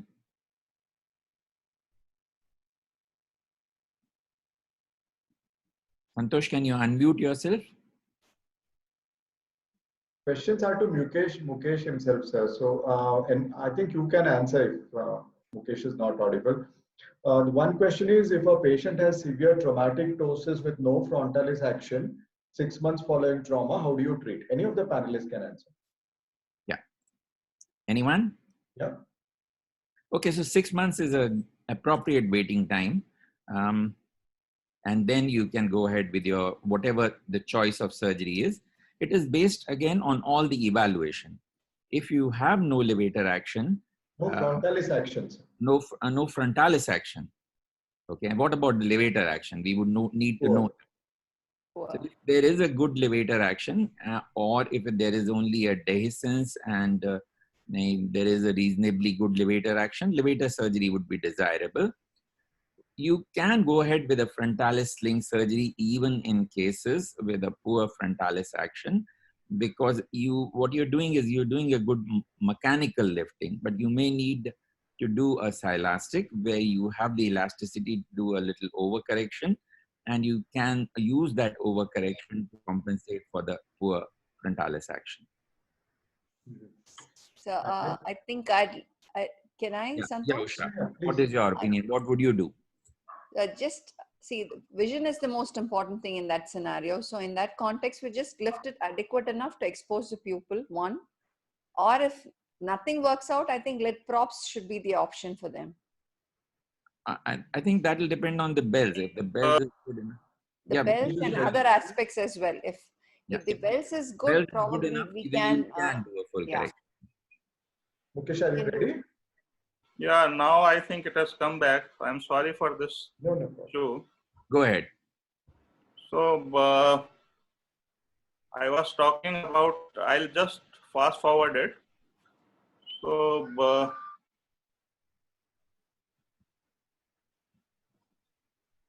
can you go to the full screen, please? Sure. I was talking about the advantage of using both the needle in one patient, that your movement of wrist would be in the natural position down to upward. So you will be able to pass your needle in the plane which is needed, that is below the orbicularis. You will have more control, and this is what is described also. So again, passing your sling, you will be making motion in the plane which is more physiological to your hands, not in the reverse manner. So once you have passed your sling, you should not be impinging on the tissue anywhere. Your needle should be free and your sling also should be free. So once you have done, then you just thread your sleeve by the needle itself. No need of stretching the sleeve by needle holder or anything like this. You thread your sleeve by both the needles and you are through. Then tighten your sling at the desirable level. You can apply few knots also.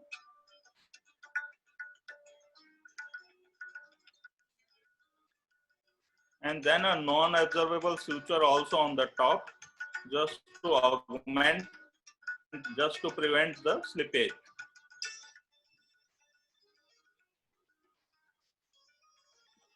Important point is that we should be burying these long and inside the long tunnel which we have made superiorly, so there are no chances of extrusion. And then you have to suture your wound. So this is the post-operative video of same patient.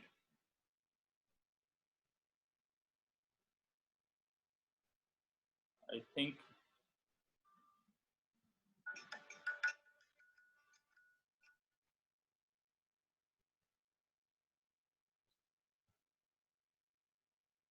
So, am I audible?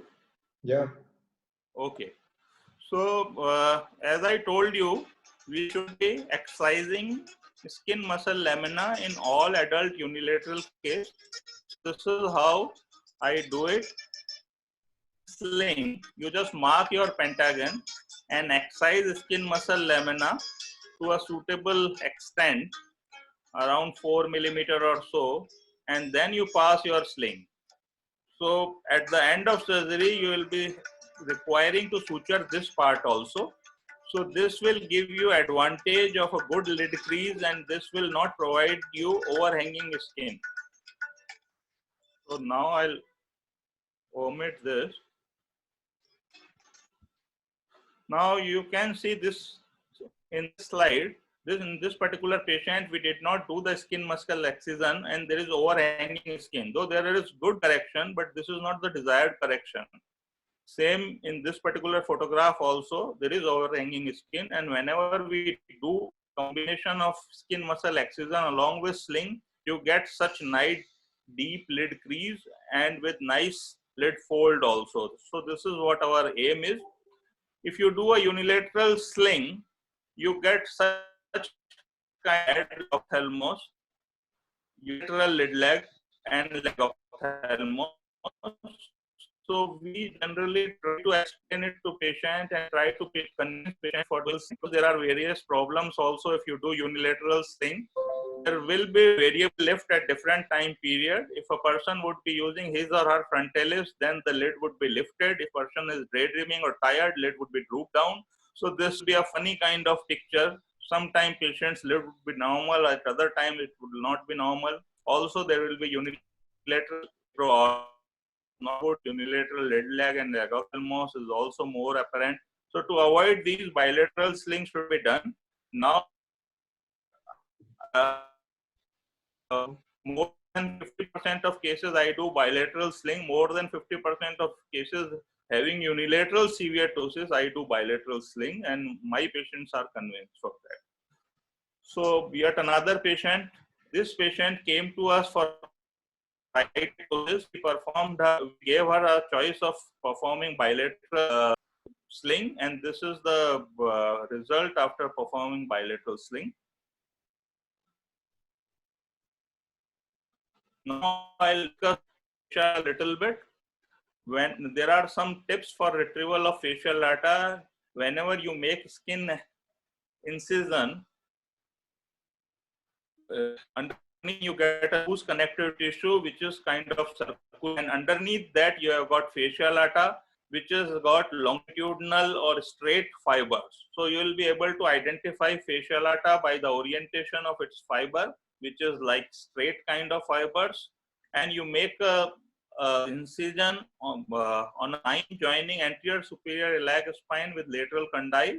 So we give only one at the line, and your skin incision, if it is aligned with the fasciolata, in your fasciolata strip you will have uncut fibers, parallel uncut fibers. So it will be more like this strip will have more strength, and this is what is desired.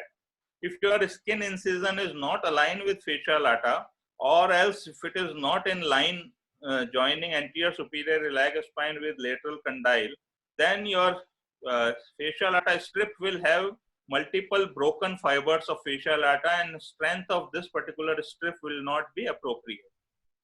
So always try to make a proper incision. Some amount of mismatch of skin incision with fasciolata strip removal can be done by applying retractor. So you can see we have made 1 inch marking here, and incision is made.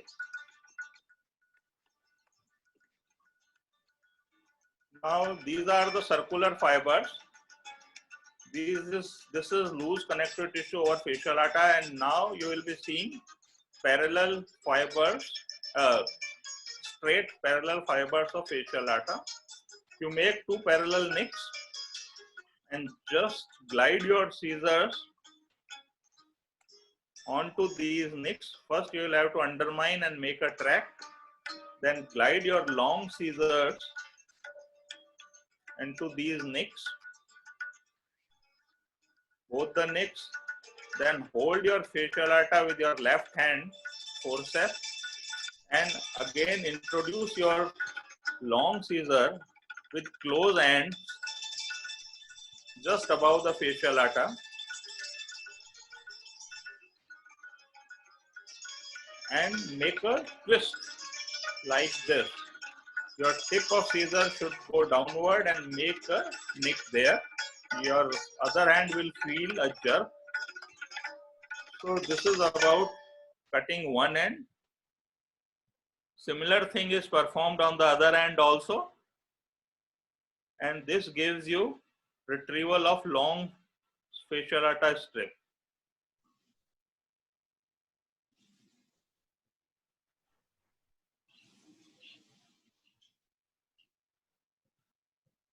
So I think, am I audible? Yeah. You are. Okay. So once you have retrieved the fasciolata, your fasciolata strips, then you make a two strips of 2 to 3 millimeter width. Again, make pentagon in the same manner as we have discussed.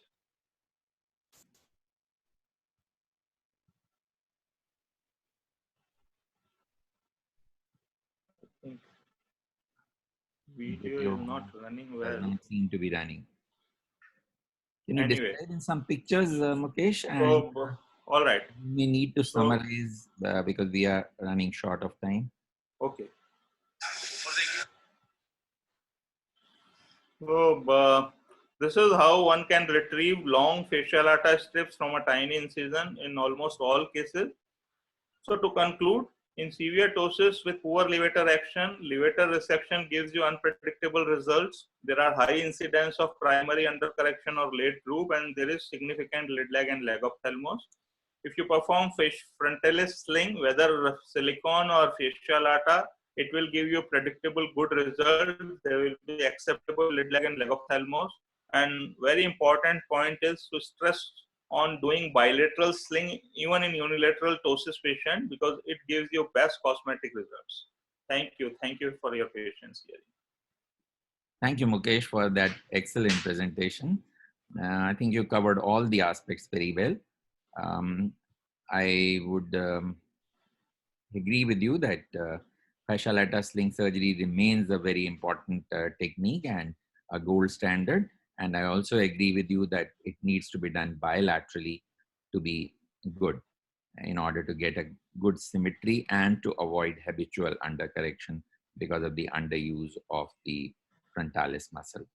I would ask Santosh to please take up a couple of questions quickly. Couple of questions. One is, now. how do you avoid sling granuloma? Second is, what is the length of the fasciolata that you would recommend to harvest?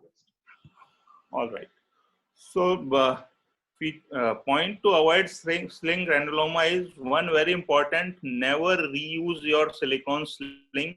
Never use again like used sutures once again. Sometimes we think that we'll be requiring only one bite of vicryl suture. So why to open a new suture? We are having a previous suture with us. We'll use that only. So I think these 2 points, they add to the granuloma formation. Also drape your patient well, because sometime in sling we have seen that draping is not done nice enough, and patient's hairs and everything is exposed. And also clean your patient's whole face with betadine, because sometime your drape again may go haywire and your sling may touch here and there. So it's always good to have a good painting and draping, and never reuse your sling silicone sling and sutures.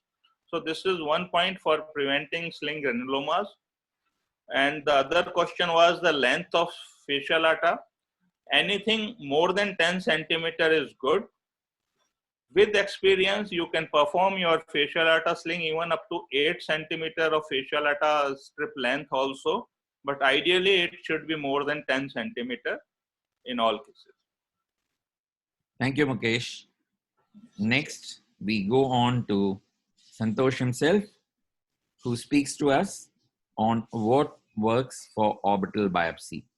And no one better than Santosh to speak of it, who you all know as an excellent surgeon, excellent clinician, excellent teacher, and he's already a legend and not just an authority in oculoplastics and oncology, ocular oncology.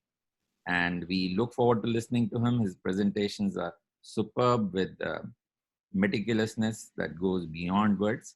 We look forward to listening to Santosh. He's also the editor of Indian Journal of Ophthalmology, has been the secretary of Oculoplastic Association of India, is the scientific chairman for this society, and we look forward to listening to him.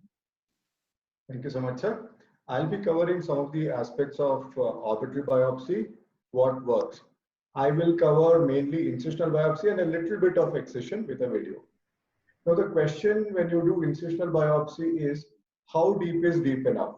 Because when you look at the literature about the accuracy of incisional biopsies, it's reported that 8 to 20% of orbital biopsies result in non-specific or misleading wrong diagnosis.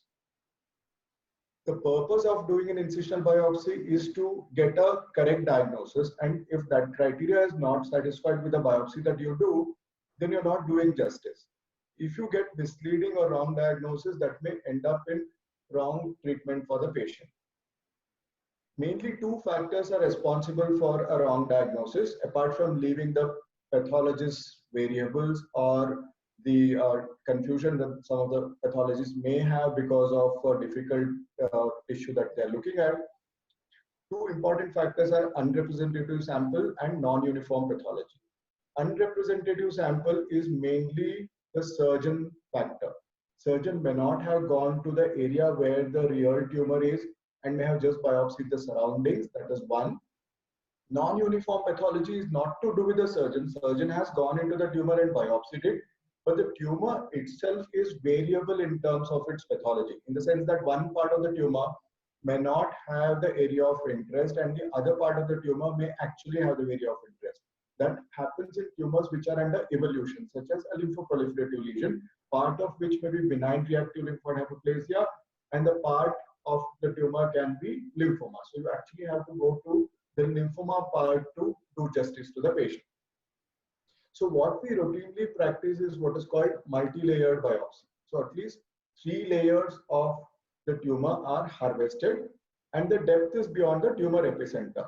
What is that supposed to be? If this is the tumor that you have radiologically estimated, your biopsy has to go across the tumor, superficial, mid-level and deep, and this is the epicenter of the tumor. So it has to cover the central part of the tumor. That is how we biopsy. I will show you some of the examples. This was an 8-year-old boy with subacute proptosis of the right eye with inflammation. So you can think that it is an inflammatory etiology. He does have some inflammation, but generally in a child with subacute proptosis, you think of round cell tumors such as rhabdomyosarcoma. Obviously, we biopsied it, and we always do biopsies in multiple layers. That is the reason why we have data as to what we got in the superficial layer, what we got in the intermediate zone, and what we got in the deep zone, which is what I'm going to share. So we take biopsy from the superficial layer, we take it from the mid zone, and we take it from the deep zone. So let's look at what we got from the superficial biopsy. We had only inflammation and fibrosis, which means that if somebody were to do only a superficial biopsy from this zone, he or she would have got just inflammation and fibrosis, prompting them to start this patient maybe on steroids. Obviously, then the disease would get masked. What happened in the intermediate biopsy? Well, we got the tumor. In the intermediate zone biopsy, we found that it was embryonal rhabdomyosarcoma, which had the correct markers being positive. And when we took the deep biopsy, it showed predominant necrosis and very few tumor elements.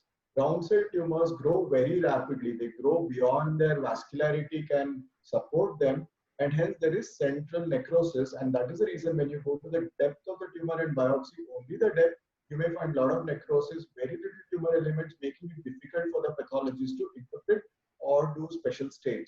So in round cell tumors, intermediate part is what is important.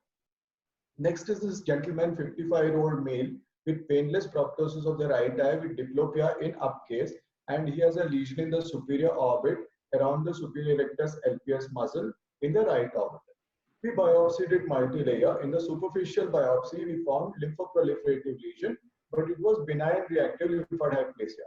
What implication does it have? If you found only benign reactive lymphoid hyperplasia, you only give systemic steroids. You don't do radiation or chemotherapy and don't even do systemic evaluation. So if you were to confine ourselves to superficial biopsy in this patient, you would have treated him as benign reactive lymphoid hyperplasia. In fact, on immunohistochemistry, there was polyclonality supporting the diagnosis of benign reactive lymphoid hyperplasia. But when we did the deep biopsy, we confirmed the diagnosis that it was extranodal marginal zone lymphoma. And again, on immunohistochemistry, there is monoclonality confirming the diagnosis of extrazonal marginal zone lymphoma. And this patient needed radiation. This is post-operatively following radiation. He did well and his lesion disappeared. So deep biopsy helped him confirm the diagnosis of lymphoma. This is one more patient, a 42-year-old male presenting with swelling, redness and pain in the left eye. Looks like orbital cellulitis, but it has not responded to conventional treatment. This is what was found, a cystic lesion in the depth of the orbit. It could be a variant of cysticercosis or a hydatid cyst. Well, we had to do a biopsy or exploration or removal. Here, when we tried to do biopsy here, there was necrotic material in the center which was evacuated, and biopsy was obtained from all the areas, and the tumor was lesion was nearly totally excised. We found in the superficial biopsy minimal inflammation and fibrosis. That was all that was there. In the intermediate biopsy, there was xanthogranulomatous inflammation and necrobiosis, again suggesting inflammation, but we found no evidence of infection even in intermediate biopsy. But when we looked at the deep biopsy, there was evidence of a very rare infection of the orbit, which was orbital actinomycosis. Now, because of this diagnosis that was obtained from the deeper biopsy, we treated this patient with systemic antibiotics, penicillin basically, and over a period of time, he resolved. So deep biopsy helped us confirm the diagnosis or etiology of this infectious lesion.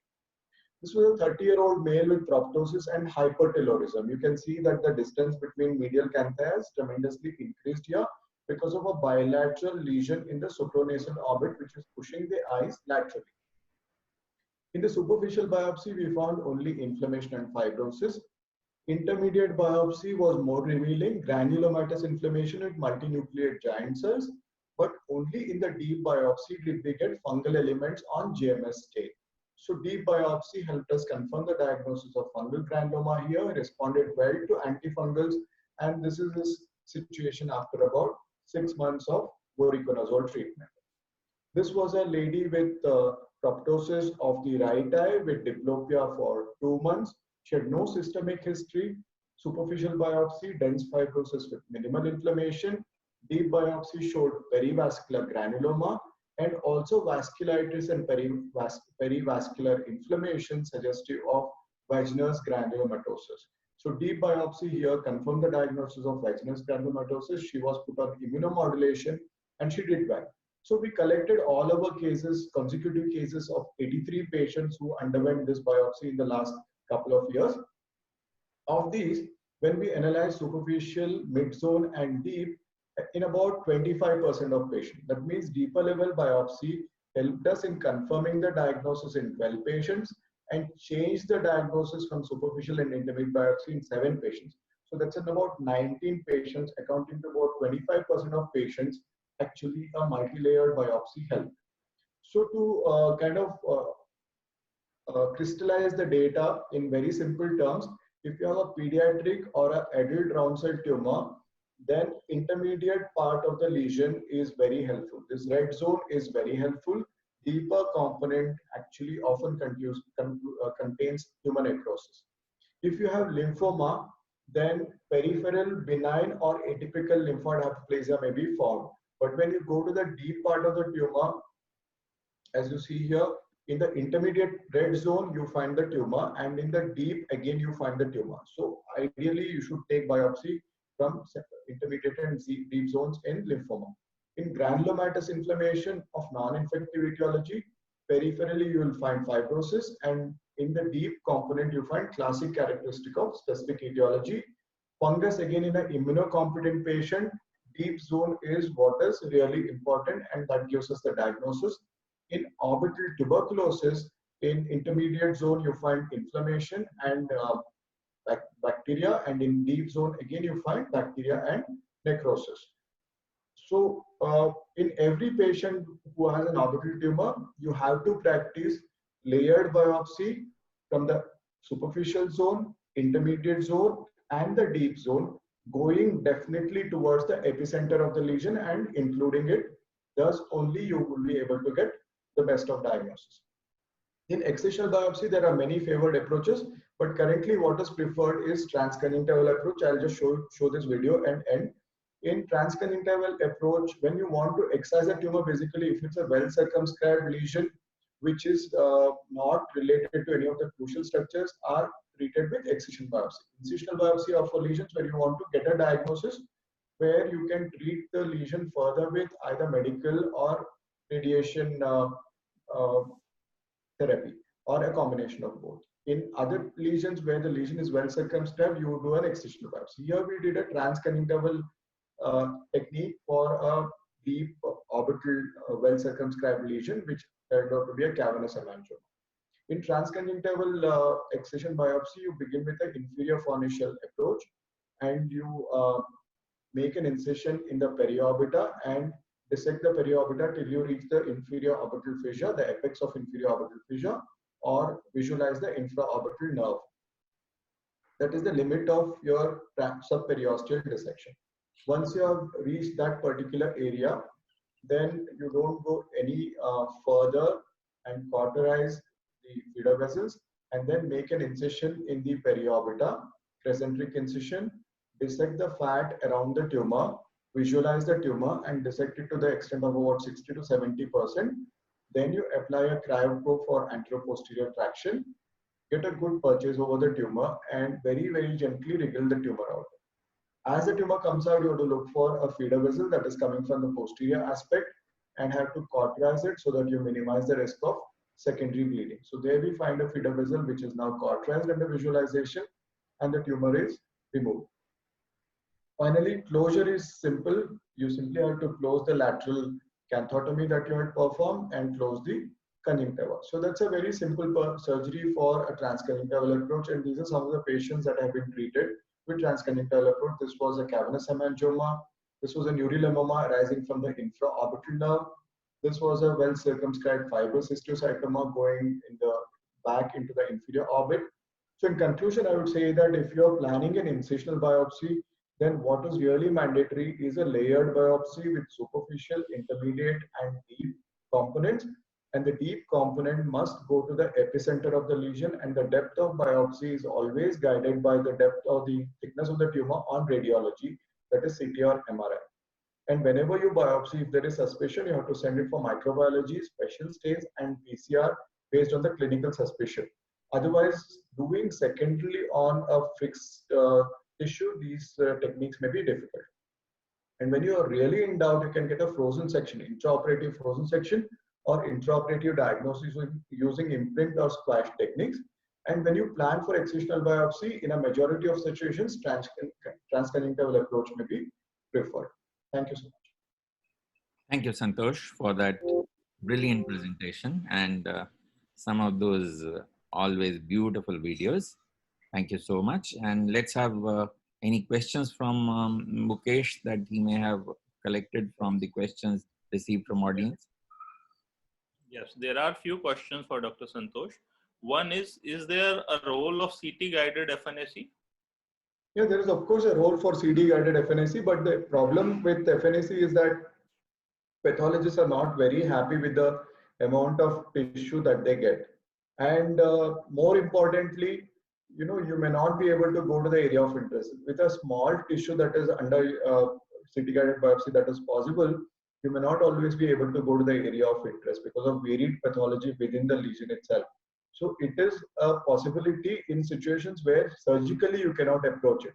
Approaching a particular tumor by surgery may be difficult technically, or if there is a loss of vision or function of the eye because of your surgery, then you might want to do in a crucial location a CT or MRI guided biopsy, not routine. So Santosh, which pathological conditions that you're suspecting would you go ahead and do a FNAC? I actually have a not a very good experience with FNAC, because in about 50 to 60% of situations, pathologist just is able to say it is a round cell tumor and nothing beyond that. So when currently everything is based on tissue diagnosis and more specific immunohistochemistry, genetics of tumors and the markers based on which target therapy is given. You will not be able to get enough tissue by a simple CT guided biopsy for those techniques. That's why pathologists prefer an open biopsy. You have very limited indication now for your FNAC. Mukesh, any questions? Good. There are a few more questions. One is that if patient was previously treated with steroids, then how long you should be waiting before biopsy? Correct. So if your patient has been pre-treated with steroids, I would give a lucent interval of at least 3 weeks before I would do a biopsy as a washout period. Otherwise, in round cell tumors and even for that matter, inflammation, when you give steroids, the cells may kind of, morph. Basically, in a round cell tumor, if it's leukemia, lymphoma, or abdominal sarcoma, you might get a negative biopsy if you were to do biopsy within 3 weeks. So 3 weeks is the washout time. Any more questions, Mukesh? There is one more question. Let's take this last question. One more question, that how do you label your specimen as having superficial, intermediate, and deep? So this is one more question. You can send them in 3 different containers. Send them in 3 different containers. Thank you, Santosh. We now go to the next subject, and again, a request to all the panelists, all the speakers to stick to 10 minutes so that we can conclude well on time. And we now have Dr. Savari Desai from the Hinduja Hospital, Mumbai, speaking to us. You will, of course, enjoy her beautiful presentation. She's a very good surgeon, and she's also editing the newsletter for OPAI and does a wonderful job of it. We look forward to her presentation. Thank you, Dr. Grover, Dr. Honavar, and the rest of the AIRS team for inviting me for this forum. I hope my screen is being seen. Beautifully. Thank you. So what really works for, or what is the formula for a good orbital fracture repair? But there's no tried or tested method. It's the assessment as to the type of fracture, the timing of repair, the principles of repair, the surgical technique, which really gives you a good functional and cosmetic result.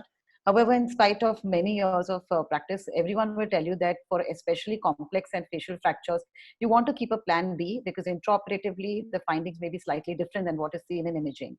So early intervention is commonly seen as we see in diplopia, in ophthalmos, entropion or incarcerated tissue. And these patients also are very straightforward and can be easily repaired. In all these years, I've seen only 2 patients of oculocardiac reflex, which require immediate intervention. One entity which is missed is the white-eyed blowout fracture, which presents late. It's commonly seen in the pediatric population, and it occurs with no external injury, no pain, and is usually due to blunt injury such as a bicycle handle. So this is a 6-year-old boy who presented about on the 5th day. As you can see, there is an inferior rectus has herniated directly into the maxillary sinus. Also, patients within the first 2-3 weeks who may have large fractures and present with late onset diplopia or even with large edema, you can do within the first 2-3 weeks. One important point to note is to inform the patient's relatives that they may have persistent post-operative diplopia even after a good repair, because if the tissue has been incarcerated, especially inferior rectus, then sometimes it takes anywhere between 2 to 6 weeks for the entire muscle action to come back. In late cases, which is beyond 4 weeks, it is in late onset, diplopia, post-traumatic enophthalmos, or in this case where the patient was told that since he had no herniation, no surgery is required, which is not the case. You have to assess him intermediately.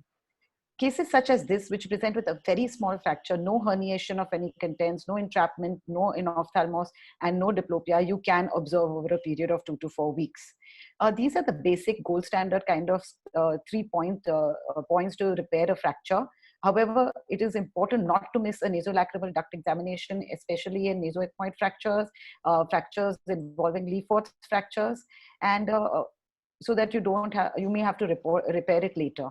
The basic steps are mobilization of orbital contents, identification of fracture site, reduction of the zygoma, and fixing the orbital framework in the 2 or 3 point fixation as is commonly known.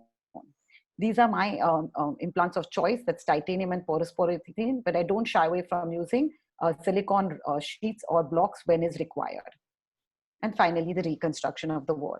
So these are the various approaches, but my approach of choice is the inferior fornical approach, which I'll be talking about now.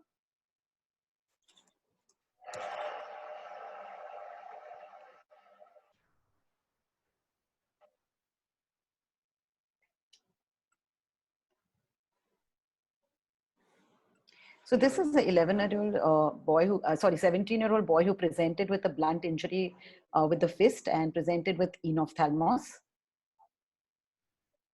There is restriction of movements on up gaze. And you can see that there is a fracture, floor fracture, straightforward floor fracture with herniation of contents. So it is important to do a force reduction test prior to surgery, which is done in this case. I still tend to do an inferior rectus muscle. I tag the muscle using 40 Mersilk. However, if you don't want to use Mersilk, you may use linen, which also works well.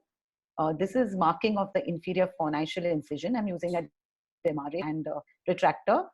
You can take lid traction sutures with 40 Mersilk or again with linen if you're comfortable and if you don't have an assistance. And using a RF cautery at is a clean way, but there's been a lot of discussion and questions of whether you can or cannot use it. However, using your cold steel or scissors is the old traditional way to go, and often we've all done those even when we didn't have a radio frequency cautery. So I don't think that it's a question of you cannot. It's just a question of readjusting to what you would have used before. Following this is a dissection of the subconjunctival tissues along the length of the incision. In cases which involve medial orbital wall fracture, you can extend this to go up to the caruncle so that it gives you one complete incision. This is dissection at the post-septal plane. What this allows is that when you keep the dissection at this level, you prevent a post-operative lower lid retraction, which is seen sometimes. The periosteal incision is made 2 to 3 millimeters from the orbital rim. However, in cases where there's an orbital rim fracture, and it's a very bad fracture, you may not get clean periosteum. So it's whatever you get and whatever you can incise neatly, you should. The rest, it's okay. You can leave it alone and not worry about it. And using a spatula or the suction cannula itself, you can do a blunt dissection of the periorbita. And as you can see, slowly we are exposing the fracture site, and you can see the beginning of the herniated contents into the fracture site. You continue to dissect. You may gently need to tease it out using again either a spatula or even a pair of plain forceps. So gently tease it out. If you are ever doubtful, take a look at go back and look at your CT scan, and you can also even just use your inferior rectus tagged muscle to see if there is any movement, so that you don't yank it out or disinsert the inferior rectus muscle. You may do the same for the medial in case you have a medial rectus herniation. So once the dissection is complete, you have to expose the entire extent of the fracture site, especially the posterior strut. Now, as you can see here, the posterior strut is the part which goes way beyond behind, and it is a little ledge. You need that so as to prevent post-operative enophthalmos. This is a template which I just passed, which I used from a 40 suture material to create the basic size of the implant. And this is a porous polyethylene 1 mm sheet. One of the sizes coated smooth and one is rough as is seen. You size it based on the template and you place it to cover all the defects about 1 to 2 millimeters, especially it should rest on the posterior strut. If you don't do that, then there is possible that after about 2 to 3 months, you will have a sagging of the sheet or the implant, and you can get a postoperative enophthalmos. I use 60 Vicryl to suture the conjunctiva, and you can don't have to do a very tight closure. You can just use about 2 to 3 sutures, As I said, if you can get a clean periosteum and you can suture the periosteum, you must, using 6-0 Vicryl. If you cannot, then you can just take a few bites so as to prevent exposure of the implant, extrusion, and go ahead with the same conjunctival repair as is seen here.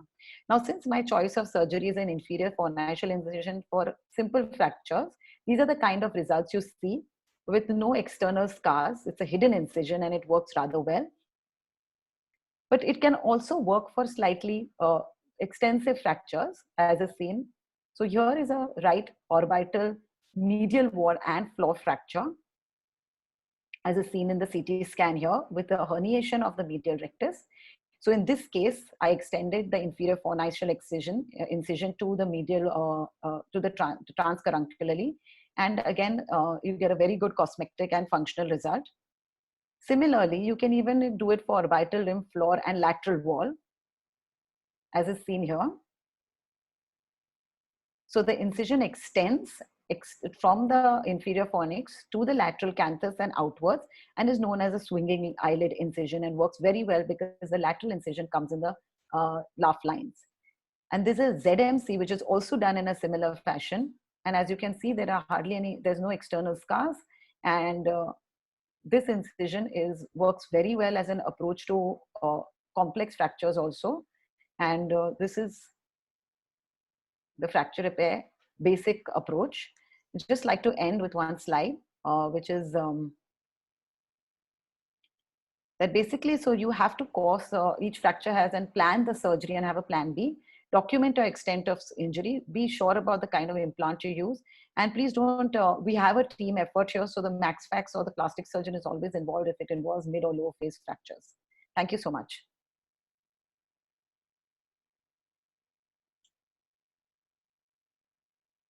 So you're muted, I think. Okay, I'm unmuted now. Thank you. That was a very comprehensive coverage of all the aspects. We really enjoyed it. Maybe one question. What do you do for your medial and floor fractures? What is your material of choice? And what do you do about the inferior oblique in these cases? Would you have separate plates? Would you have a combined plate? And if you're putting a combined one, would you disinsert the inferior oblique? So thank you so much. In cases of small, where it's just often we see floor fractures which are involving the inferomedial angle.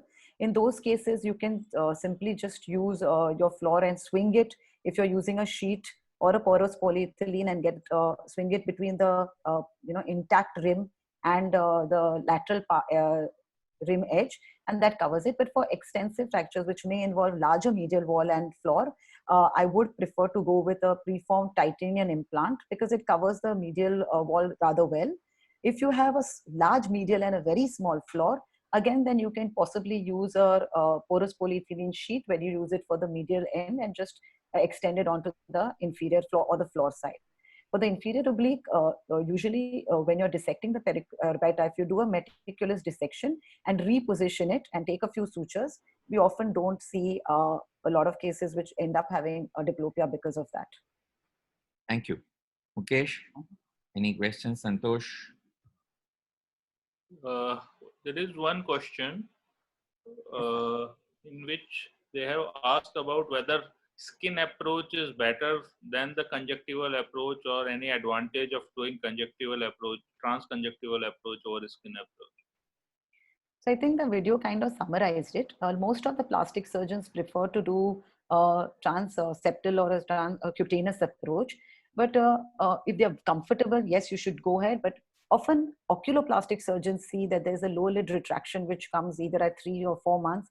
And while the patients are not bothered about it initially because they're more concerned about the repair of the fracture, they are very bothered about it later and want it repaired, which means that you're involving another surgery to repair the low eyelid retraction. If the low eyelid retraction is severe, you often have to use a spacer to bring the eyelid back to normal. So I definitely would always go with a transconjunctival. It's a hidden incision. The scar is very minimal. It's extremely forgiving and heals very well because the conjunctiva is so vascular. And you can use it to modify to medial and a lateral wall fracture. And even my plastic MaxFax surgeon are now more comfortable doing transconjunctival approaches since we've been doing combined surgeries over the last few years. Thank you. Thank you, Dr. Stu. Thanks, Dr. Dr. Savri. Thank you. So thank you, Sabri. We go on to Dr. Roshmi Gupta. Dr. Roshmi is in charge of the Oculoplastic and Oncology Services at Narayan Netralaya, Bangalore, which has become a landmark institution now and is doing wonderful work. Roshmi is an excellent surgeon and a wonderful person to meet and interact with. We look forward to her beautiful presentations. Yes, Roshmi. She speaks to us on what works for enucleation, evisceration. Can you start your slide sharing, please, Roshmi? Hear me? Yeah. Start your slide sharing. Is it sharing? No, not yet. Click on the green button below. Yeah.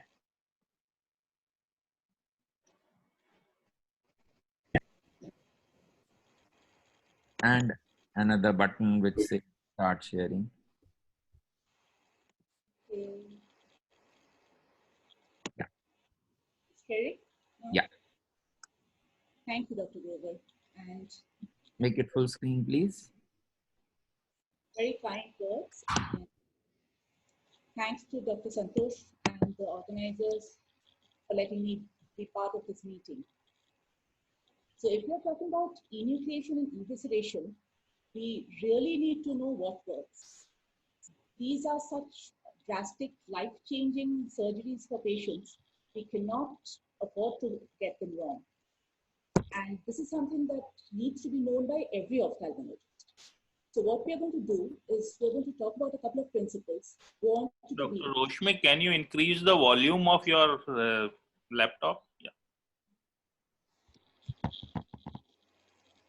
That is at the maximum. Am I audible? Better. Okay. So we need to be very sure that enucleation and evisceration works at the first go. When we look at the selection of surgeries, evisceration preserves orbital anatomy and also gives better motility. And so obviously gives better prosthesis. Enucleation now is reserved for known and suspected intraocular tumors. There has been a lot of talk about sympathetic ophthalmia after evisceration. So the pendulum has been swinging back and forth. In the middle of the last century, the strong opinion was for evisceration. But thereafter, there were a case series published which talked about sympathetic ophthalmia after evisceration. However, more recent publications have shown hundreds of evisceration done without evisceration per se causing sympathetic ophthalmia. So the current enucleation may not really be protective from sympathetic ophthalmia, and evisceration is not clearly at fault. Among the preoperative workup for any such debilitating surgery is that we need to record the vision of that eye, or rather the lack of vision or the lack of visual potential. We also need to record an independent opinion before removing an eye. In my setup, what usually happens is, supposing it's post-trauma, I get my cornea or retina colleague to talk about, okay, this is not a salvageable eye. And always, we need to do an imaging, at least a B-scan, which is available at nearly all ophthalmic setups. So when we talk about evisceration, very quickly going through the steps, we are going to do a peritomy, enter through the limbus, remove the cornea, and then remove the intraocular contents. We make sure we take out all the choroidal material,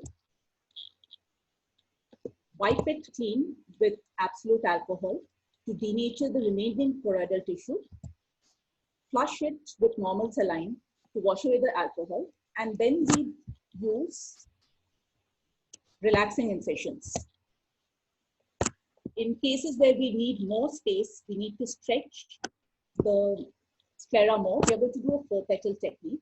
In this particular video, I will be using a sizer, but a good estimate is to put an implant over which the sclera can be closed without any tension. We close the sclera with interrupted sutures, then the anterior tenons and conjunctiva. So with that, we'll try and get to the video now.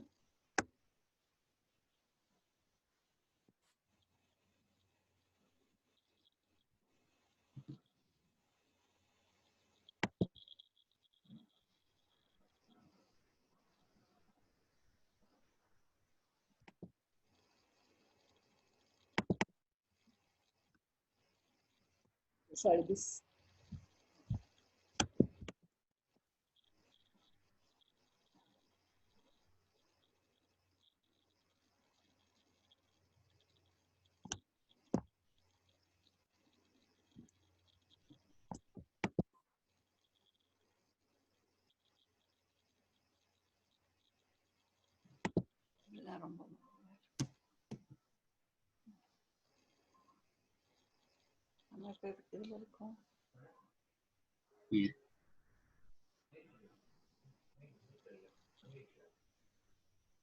Roshni, madam?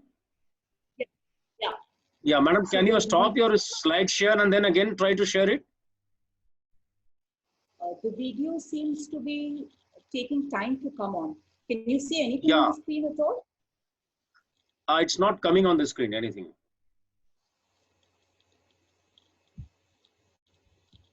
Okay, I'll stop sharing now and then. Yeah.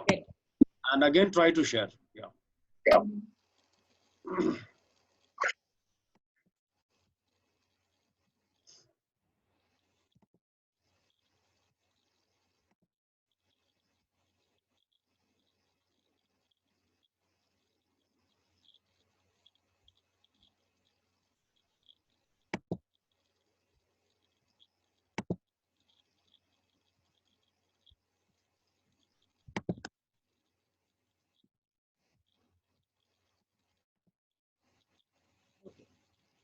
We talked about 360-degree peritomy.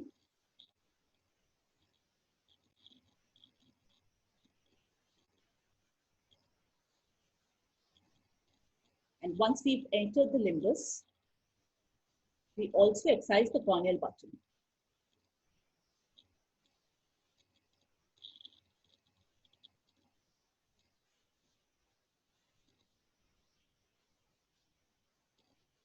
In this particular surgery, I'm doing a sort of hydrodissection, injecting some ringer lactate between the choroid and the sclera to make it easier to dissect out. And that is blunt dissection by opening a pair of curved tenotomy scissors. And so we get the entire intraocular contents out in almost one go. We make sure that all the choroidal material is scraped out, because if any is left behind, it sets up a very bad inflammation. We also wipe it clean with absolute alcohol. That is to denature any remaining proteinaceous material. We need to wash it, otherwise alcohol again sets up inflammation. So if you have a good scleral shell, you can just do these relaxing incisions. But if you have a smaller scleral shell, which you think will not accommodate your adequate implant, you might go on to do a 4-petal technique where you extend the arms and then join the cuts at the bottom. If you don't have a sizer, it doesn't matter. You can use a spare PMMA implant, which can be pushed in very easily. And then the closure of the sclera is done by interrupted 6-0 bifield sutures. The closure has to be very meticulous, because in this surgery, it is meticulous technique that avoids implant exposure. That is the closure of the anterior tenon's layer.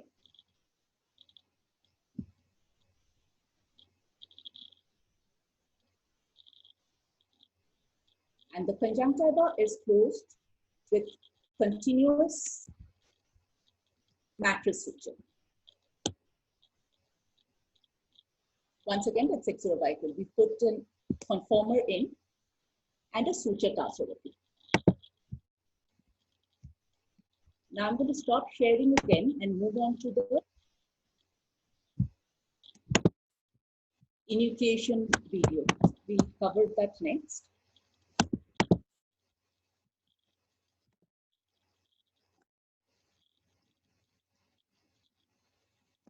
The other topics we will be talking about is the necessity for using an implant, the choice of implant, size, material, and design.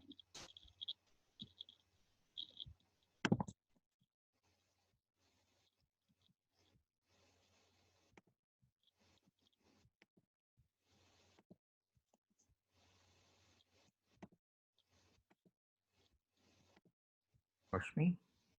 I'm just starting to share the screen now, please. Yeah.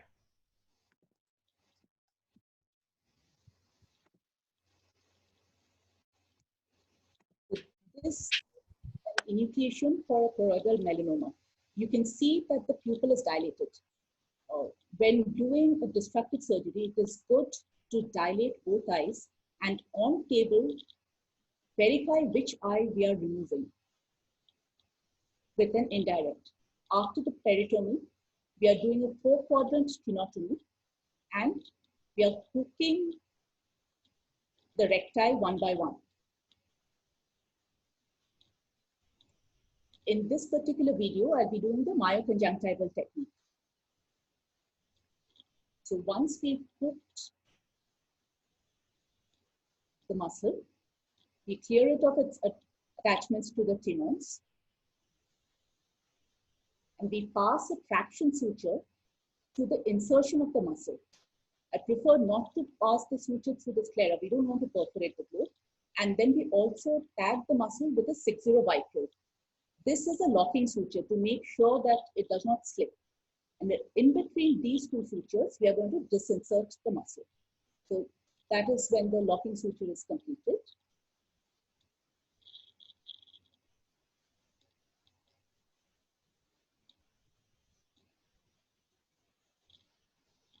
So we've disinserted the muscle. Similarly, we go to each recti in turn. The easiest way of doing it is to tackle the ones that are most easily accessible. So you start with the inferior rectus and then go on to the medial, lateral, and finally the superior rectus.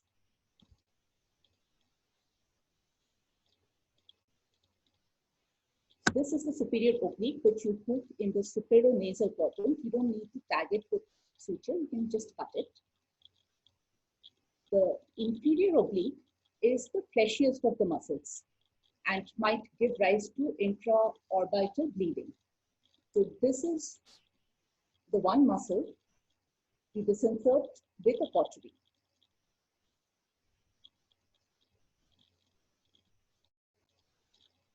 We use the traction sutures to collapse the globe out, and then with the curved tenotomy scissor from the lateral aspect, you strum the optic nerve by touch, and then you sever it.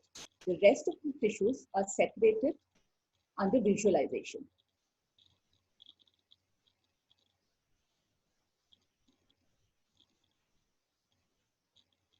So you inspect the globe to see look for any extraocular extension, to see whether the optic nerve stump is flexible or stiff.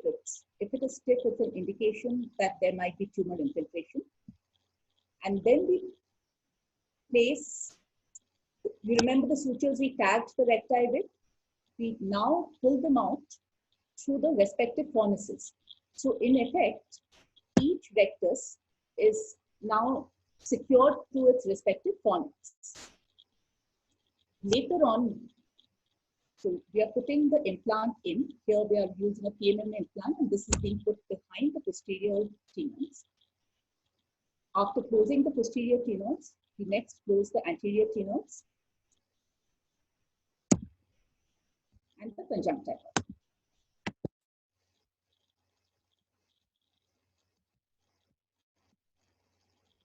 So with that, is the screen sharing still showing now? Yes, Roshni, it is still. Okay. So we'll go back to the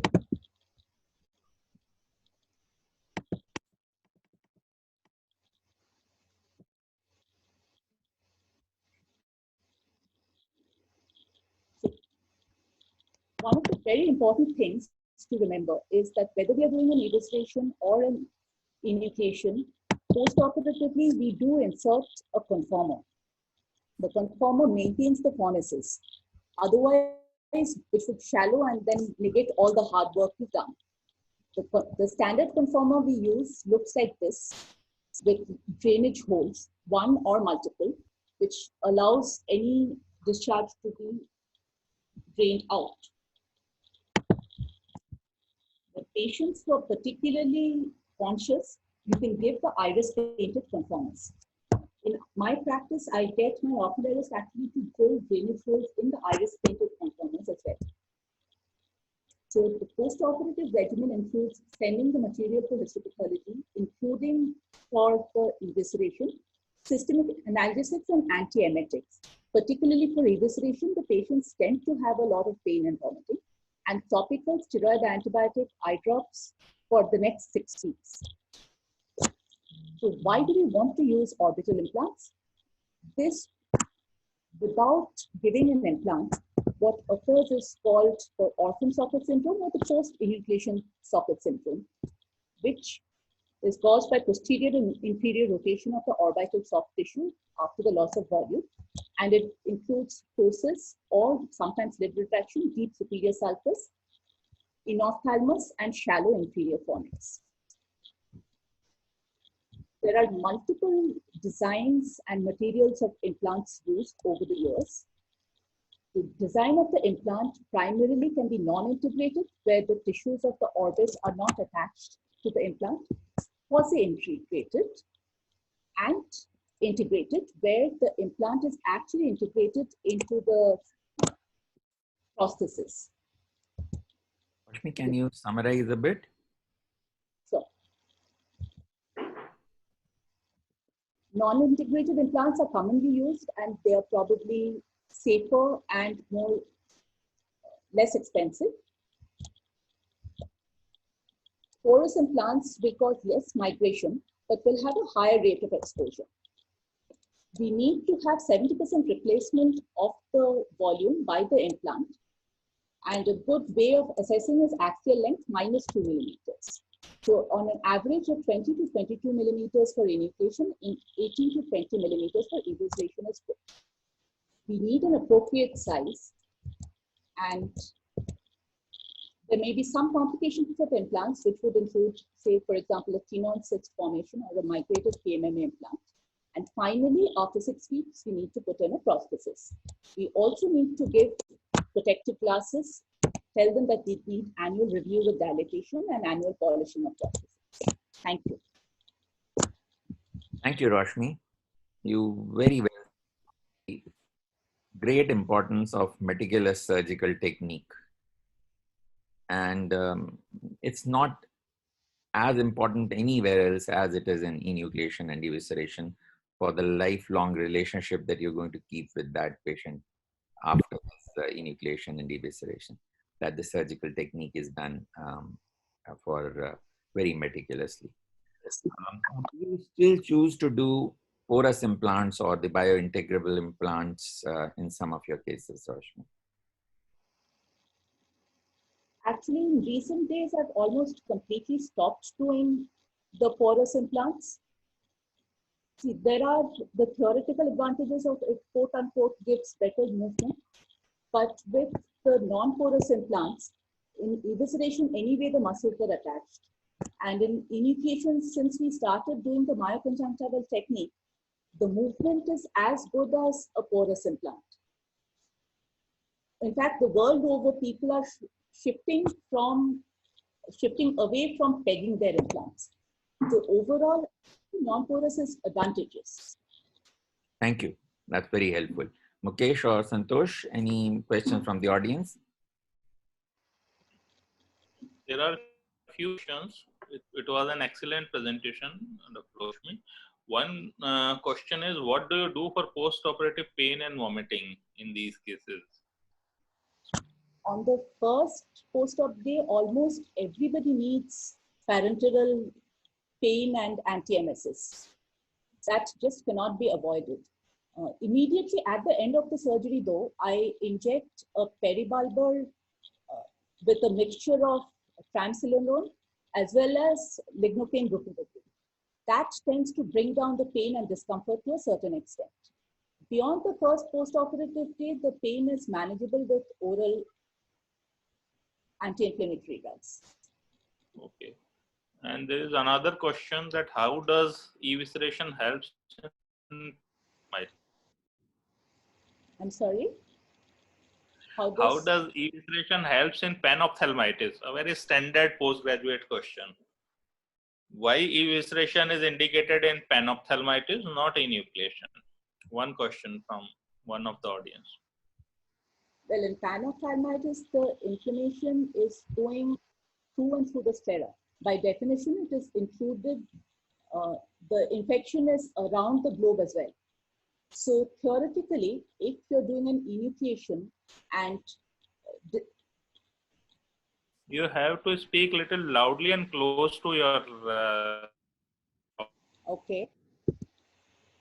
In panophthalmitis, inflammation is, the infection is surrounding the globe. It's actually, by definition, it's through and through the whole thickness of the sclera and outside. So in that sort of a situation, if you're incising the optic nerve, you're opening up a channel for the infection to spread into the optic nerve and then by extension into the brain. By doing evisceration in panophthalmitis, you're removing the main load of the infection from within the globe. Thank you, Roshmi. I think we'll go on to the next talk now. We have 4 more left and we'll hope to finish it in the next hour. The next speaker is Dr. Fairuz PM from the Horus Specialty Eye Care, Bangalore. A very meticulous surgeon, a very meticulous presenter. You will, of course, enjoy the beautiful slides and the beautiful way of presentation. She speaks to us on what works for the contracted socket. Yes, Fairuz. Thank you, Dr. Grover. Greetings to everyone, respected mentors, teachers, friends, and all the viewers who are logged in today for this webinar. I also thank Team Microvision for this platform and opportunity during these difficult times to keep us active and happy. So my topic today is contracted socket, what works. I hope my slides are visible. Yes. And my audio is, audible. All right. Yeah. I have no financial disclosures or interests here. Loss of an eye, as we all know, it's extremely traumatic for a patient because it leaves behind a lot of psychological impact. So it is the onus on us, the ophthalmic surgeons, to provide a near natural appearance to these patients, which of course, as Dr. Roshmi has beautifully elaborated, that there should be a volume in this socket after evisceration or enucleation, and adequate surface, which involves the fornices, as you can see here, where the artificial eye can fit in. Contracted socket for us as surgeons, it's challenging, but more so for these patients who actually is left behind with a huge social stigma and negative impact where they hide and retract from the society. So being a surgeon, managing a contracted socket is extremely fulfilling for us, and I'm sure all the panelists would agree to this.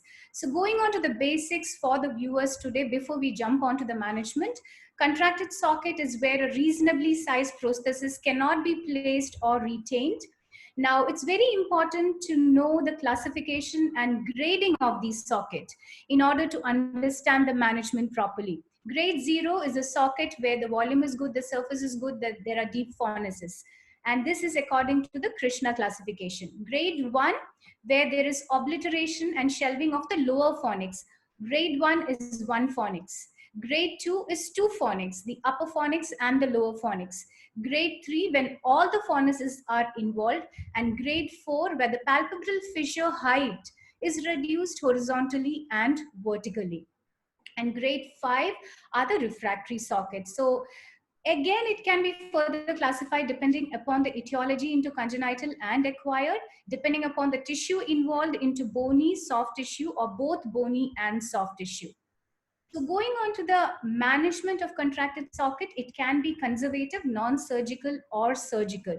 So as in this case of a congenital microphthalmia or an ophthalmia, it is very important for an ophthalmologist to intervene at the right time, at earliest as possible, so that the socket doesn't get contracted. So this child received serial conformers, which is graded, and as you can see here, how well the surface has expanded with adequate volume of the microphthalmic eye, which is in there. Yet another case, at 2 months, this child received customized ocular prosthesis directly rather than the conformer, and this is how I practice now. More than a conformer, we place customized ocular prosthesis, which is changed every 2 months or 3 months according to the growth and expansion of the socket. Most of the pediatrician that I come across, or even ophthalmologists for that matter, they ask, when do we intervene in a case of an anophthalmia or a microphthalmia? I would say the answer is as early as possible. So this was a child who actually received a customized ocular prosthesis for a small socket at 30 days of age, and this is how the baby evolved at 11 months. Even in acquired sockets where there is minimal amount of contraction, we can use socket expanders. As you can see here, this is a stem conformer which is kept in place with a pressure tape in order to expand the socket a little bit. So going to the surgical management, there are 3 things which is very, very important in dealing with contracted socket, and it's not complex. You have to assess, evaluate, and address the surface loss, the volume loss, and if at all, if there is both surface and volume loss. So surgical management, there are different techniques and procedures, and these are the ones that we use for contracted socket management, from Fornix formation suture, which is very commonly done, to secondary orbital implant and dermis fat graft. So this is a very simple algorithm that I learned during my training. I still practice this in my practice right now, and I would like to share it with all the audience and the viewers today. So basically, this is how I assess a contracted socket.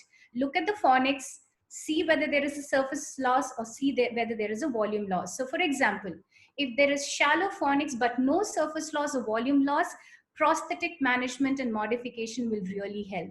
And if at all, if required, you can do a Fornix formation suture. Now going on to a situation where there is only surface loss, but there is no volume loss. So you want to expand the surface. One, if it is mild, you can give relaxing incision, sieve-like incision over the conjunctiva with or without injection of 5-fluorouracil in order to expand the surface. And depending upon the severity, the grafts used are AMG and MMG to address the surface. If you have no surface loss but only volume loss, then you have to give the volume by a secondary implant.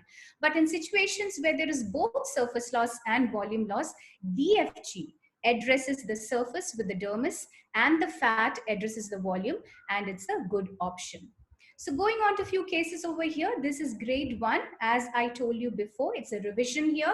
Inferior fornicial shelving, which is grade 1 with an implant in position. With the Fornix formation suture, this patient did well.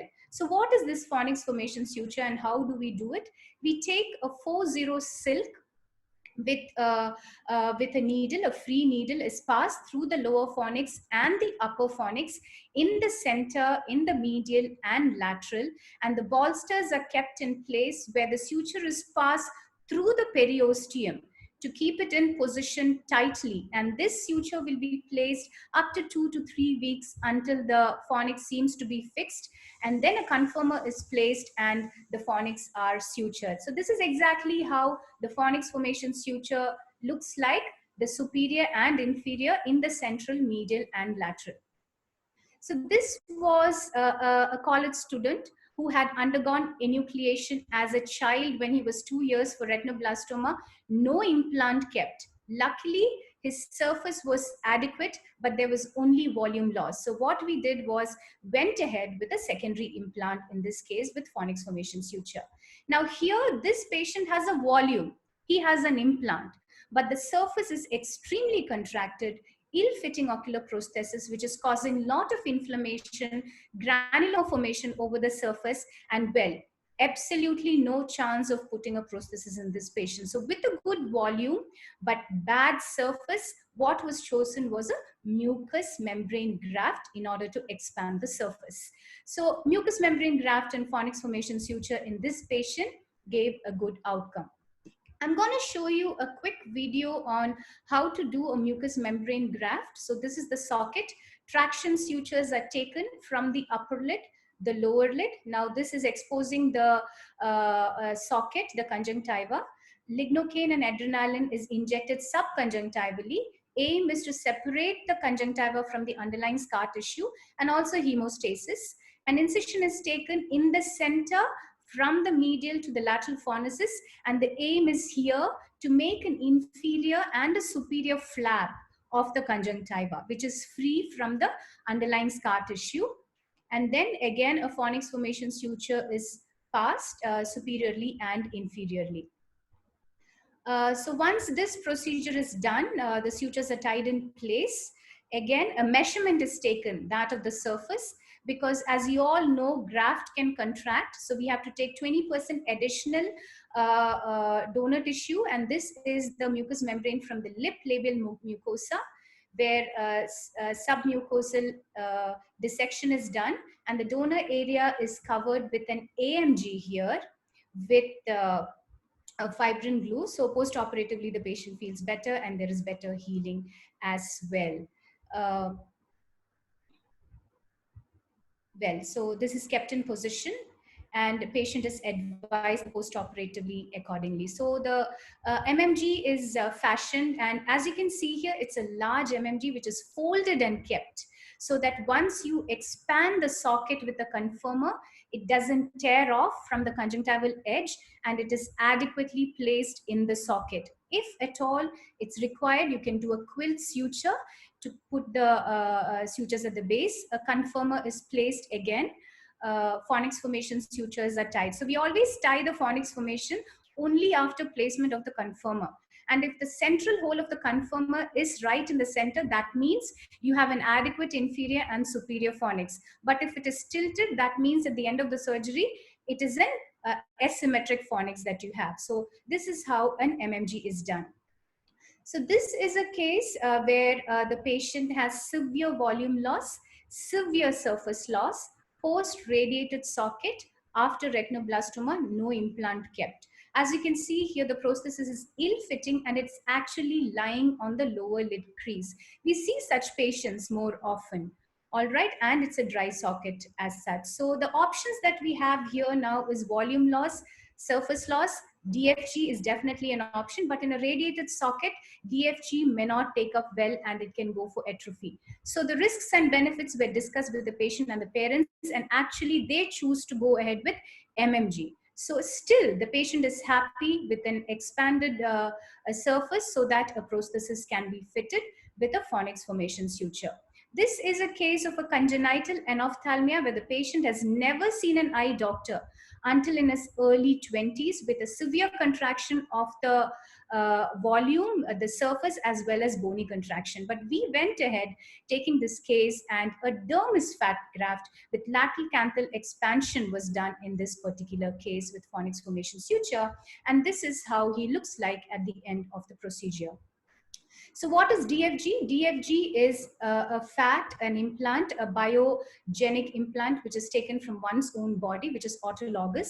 I prefer the buttocks as the site because it is less hair bearing. It is hidden because it may not cause a cosmetic blemish, and there is adequate amount of fat which is available. So we separate the epidermis from the dermis because it's very important to remove the epidermis, and the dermis has to be intact, as you can see here, and the dermis and the fat is removed. And this is exactly how it looks like. The dermis forms the surface and the fat forms the volume. I'm going to show you a quick small video over here, and this is a video that I had made during my fellowship with Dr. Honavar. So the site is the junction at the anterior superior iliac crest and the greater trochanter over the buttocks. So we remove the graft, as you have seen in the previous images. and then it is sized, it's fashioned according to the socket size, kept inside the socket, adequately placed, not overfilling or underfilling.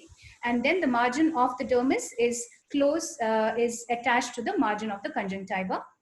Conformer is placed, and that is how dermis fat graft works. So this is exactly how it works, a volume loss and surface loss. So the dermis provides the surface, at least 20 millimeters of extra surface you get horizontally and vertically, and the conjunctiva, which is stitched to the edge of the dermis, gradually grows and covers the entire surface. But it takes around 10 weeks to 12 weeks for entire conjunctivalization. Yes, we do see complications.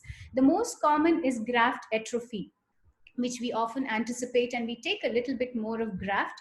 And this is a central graft necrosis in one of my patients whom I did a DFG in a radiated socket. But well, post repair, after closure, the patient did well future. So these things can be anticipated when you evaluate and assess the patient. So this was yet another patient with severe volume loss and surface loss. And after fornix formation and lateral canthoplasty, he looks satisfactorily good. All is well that ends well, but it's not easy, as in this particular case where he had a childhood severe chemical injury, where he had undergone multiple surgery for the eyelids. And when he came to me, he had severe ankyloblepharon, where the upper lid and the lower lid was attached to the central ocular surface. So, well, we did go ahead knowing the risks and benefits, and it was a very long journey for this patient. So initially, the ocular surface was reconstructed with amniotic membrane separating the eyelids, the ankyloblepharon. He had a staphyloma also. So with a bulgy eye, he agreed for an evisceration. We did an evisceration here.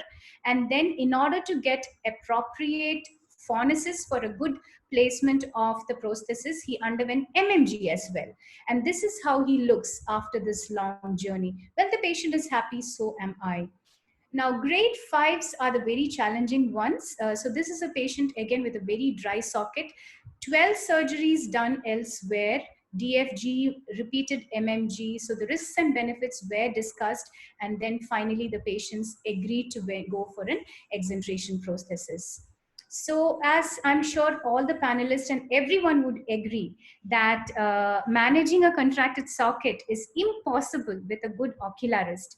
I'm extremely fortunate and happy to have the best with me. Thanks to Mr. Gibran, Ms. Archana Murthy, and Mark Zhu, who has taken care of all these patients so well. And to summarize here, what works, basically you have to grade it. You have to know the status of the volume of the socket, the surface of the volume, and restoring the volume and surface is the success of management of a contracted socket. And well, conservative and balanced approach always helps. And thank you very much. Thanks for your patient listening. I hope it helped. Thank you. Thank you, Fairuz. That was beautiful. Very well. The algorithm was very beautifully given, and some very beautiful videos. I'm sure it has answered all the questions for everyone. If there are any questions, Santosh or Mukesh? Yes, there are few questions. One question is that can you do DFG post-exentration also? No, so we can, exentration is a surgery where we actually are removing the content of the orbit. So DFG has this fat. So for the DFG to take up, there should be fat in the orbit, so that, you know, it's an autologous graft where the fat tissue grows with the fat tissue, and then it, it actually lives in a biogenic environment. So in an exentration, well, no, DFG is not advised mostly. Okay, then there is another question related to DFG, that would you like to remove the pre-existent implant before doing a DFG in a contracted socket, or you will place DFG over it? Yeah, very good question. Actually, so there are situations where, I have had these babies who had undergone enucleation with a very tiny small implant in place, and then there is very less volume where it has to be enhanced. So most of the time I take out the implant, because we really don't know what kind of an implant is inside, whether it's a PMMA or an hydroxyapatite. So there are papers and publications where they have placed DFG over hydroxyapatite implant because it is biogenic again, so there can be growth of tissues. But if it's a PMMA or a silicone, that again the fat growing over the fat doesn't happen. So I would take the implant out and then place the DFG in that situation. All right. Thank you, Dr. Feroz. So I think we can go ahead with the webinar. Dr. Grover, please. Thank you, Fairuz. Thank you so much. And now we are switching to aesthetics, and who better than Kasturi to speak on it? Dr. Kasturi Bhattacharjee is really a marvelous surgeon and a beautiful presenter. She is not just a good oculoplastic surgeon, orbital surgeon, but a fantastic aesthetic surgeon as well. And she's running a very big hospital, which has become landmark in the entire northeastern region and all over the country. So we look forward to listening to another one of her beautiful presentations. Yes, Kasturi. Thank you, sir, for the very kind words. And at the outset, I'd like to thank Dr. Santosh Grover for making this beautiful, excellent scientific webinar.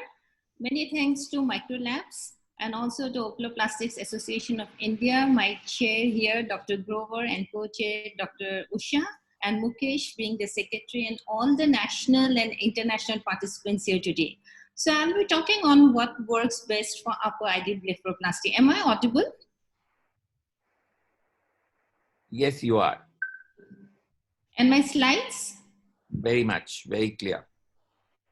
So when we talk about upper lid surgeries, we basically include either one of the three or a combination of three, which can be an upper lid blepharoplasty, a brow lift surgery, and an epicantroplasty. So normally when you ask me the indications of blepharoplasty, it can be either functional or aesthetic.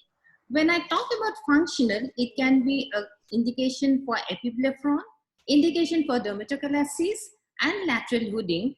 And all of this leads to lash ptosis, and the lash ptosis will have effect not only on the cornea, leading to rubbing of the cornea and dry eyes and superficial punctate keratitis. But there are reports where because of the lateral hooding and because of the lash ptosis, it may affect the contrast.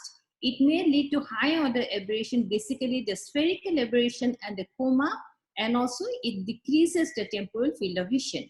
And the most common aesthetic indication, especially in Asian eyelids, where we redesign a single lid fold to form a double lid form.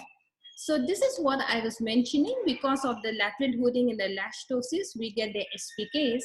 And if we look here, if you see here, this is the lateral, this part which you can very well see here.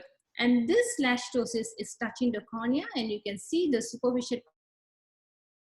And even in case of dermatochalasis, because of this lateral hooding, it does affect the cornea, and also it affects the visual acuity and temporal field of vision. Thus, to relieve all the symptoms, blepharoplasty is the treatment of choice, wherein you redirect these eyelashes and invert it along with giving a good aesthetic correction. This is another patient. But traditionally, we all know that blepharoplasty by definition is a subtraction form of surgery that involves the excision of variable amount of skin, muscle, and fat. So the indication differs. In young, the most common indication is to take care of the TPS. We all of us know that there's a definite ratio of 2.5 to 3:1 between the BFS, it should be, and the TPS. So what we basically do, we try to enhance this tarsal plate into a much well-defined tarsal plate. And this is what a very common indication for the Asian eyelids, where they want to have a harmony between the BFS and the TPS. And as for the video, you can see here, the most important is the incision. I usually keep 10 millimeter here and 10 millimeter below the eyebrow, approximately keeping and then I do a skin pinch test and see how much amount of skin that can be excised. So depending upon the indication, the type of the eyelids, you need to decide whether you have to remove the skin or the skin and orbicularis. In Northeast India, I get many a times a patient comes to me for a very permanent lid crease, number one, and they have a fullness of the lid. So in this situation, you need to remove the orbicularis. And we all know the skin thickens from the eyelash to the eyebrow. So we have a thicker skin superiorly. So it is better not to touch the pre-tarsal because it will be chance of leg ophthalmus. The next important step, you need to titrate the amount of fat excision. And we all know that in upper lid, we have got two fat pads, the central and the medial. Medial is definitely lighter in color, paler because by origin it is from the neuroectoderm, and the central, which is a mesenchymal structure. So then you need to excise, and once you excise the fat, you need to see that you need to put the lid crease incision, because this lady has come to you for an aesthetic indication. So once you put the lid crease incision, and there are different ways of putting the lid crease incision, but the best what I feel is that you have to touch the skin and orbicularis, take a bite through the tarsus and the LPS, then go back to the skin and the orbicularis. So this way you put approximately 3 to 5 sutures, and this is being followed by the skin closure. But the end point of the surgery is not only to give a permanent crease, but also you need to evert the eyelashes. So this is just after the operation. You can see the eyelashes are being nicely everted this side, and the other side you can see not yet operated, the eyelashes are still straight. There is some amount of at least 30 degree of the lateral ptosis, lash ptosis, and so you need to do the other eye surgery and evert the eyelashes. So these are very common indication that comes to us where they have a single lid crease, as you can see here, and you have to give a lid crease formation. But it should be so symmetric and it should be so dynamic that in every gaze and in every view, when you look to the patient, you can see the lid crease is very nicely mentioned. And if you are very meticulous, you can see very less edema even in the early post-operative phase time, and many a times you need to maintain the ethnicity. So I usually ask my patient whether you want a higher lid crease or a smaller lid crease. So depending upon the need and the requirement, you need to put the incision. But if you look to this lady out here, this is a little tougher case because they already have a crease on one side. You just need to operate on the other side. So only unilateral bleph you'll be doing. So you need to have a very symmetrical crease. And so you need to take more time and more patience to see and to measure so that exact same height of the lid crease you give. This is another challenging case. She wants a very much Asian look, but with one side she has a crease, other side no crease, and this is just immediately after the few weeks after the operation. But the indication for the middle-aged differs. This patient, basically they want the blepharoplasty to look fresh, to look rejuvenated, and definitely to look young. So this is how there are different ways. Here you need to do an additional procedure, especially when you see that some, I'm not saying ptosis, but it looks little small. Sometimes what I do in such situation, I do a little bit of plication. I do plication of only the LPS, trying to avoid the molars so that I don't hypercorrect it. And as usual, you can see this is an Asian lid. So I'm removing the skin. I'm removing some amount of orbicularis. And once the fat are being exposed, I'm also excising some amount of the fat. And now the most important is that you need to, can you see the white shiny structure? That is the LPS. So you need to expose the aponeurosis, and approximately I do a little amount of plication in my hands. For every 6 millimeter plication, I can correct up to a lift of approximately 0.5 to 0.6. So here you can see I'm very superficial. I don't want to touch the molars. I'm only taking through the aponeurosis. Then this way you give 1, 2, 3, or 5 sutures. And this gives a little lift. You can see a little correction. And so a little like this eyes, which looks really small when they have the too much of excess skin. But also if you want to make the widen up the palpebral fissure, this is a very nice option. Wherein along with the blepharoplasty, you can do a little amount of the LPS plication, approximately 6 millimeter of plication that I do. I don't touch, I try not to touch the molars because it might lead to a little amount of the hypercorrection. Overcorrection. And then this is being followed by the suturing of the skin. As you can see here, I usually use a 6-0 or a 7-0 proline suture, and also in a very, very continuous, in a very much continuous fashion. So this is how you close the suture. and then do you do the other eye. So this is what you give to the patient. See the eye look smaller and little better correction, but a very little amount of lift. But sometimes you get patient like this. They need us, they want us to remove this excess of the also to give a little lift, because if you look to here very nicely, these are the patient who also has some amount of ptosis. So for this lady, I had done a phenylephrine test and it came out to be positive. So along with the upper lid blepharoplasty, I have done a MMCR. So what I have done, I have marked it 4 millimeters so that approximately you excise around 8 millimeters of molars muscle, and then you put the patulin clamp. And there are different sutures that you take. Some prefers Prolene, some prefers Vicryl. I think Shubhra must be using Vicryl along with the contact lens later, but I usually prefer PDS. I find that PDS is a nice suture. And you can go for a single ply or a double ply depending in which way you feel better. And once you are finished with the suturing, you exteriorize the suture and then you cut the molars that has already been clamped.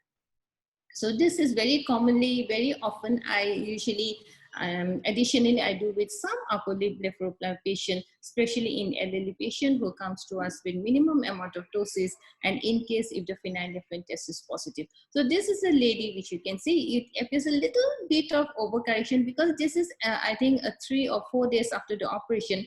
But now if you look to her, this is after 6 months, you can see a very nice good correction of the, giving a good correction of this excess amount of skin. So this is the excess amount of skin which it was there before. It is not much here. And you can see if you look to the MRD here and MRD here, you can see a very good correction of some amount of ptosis.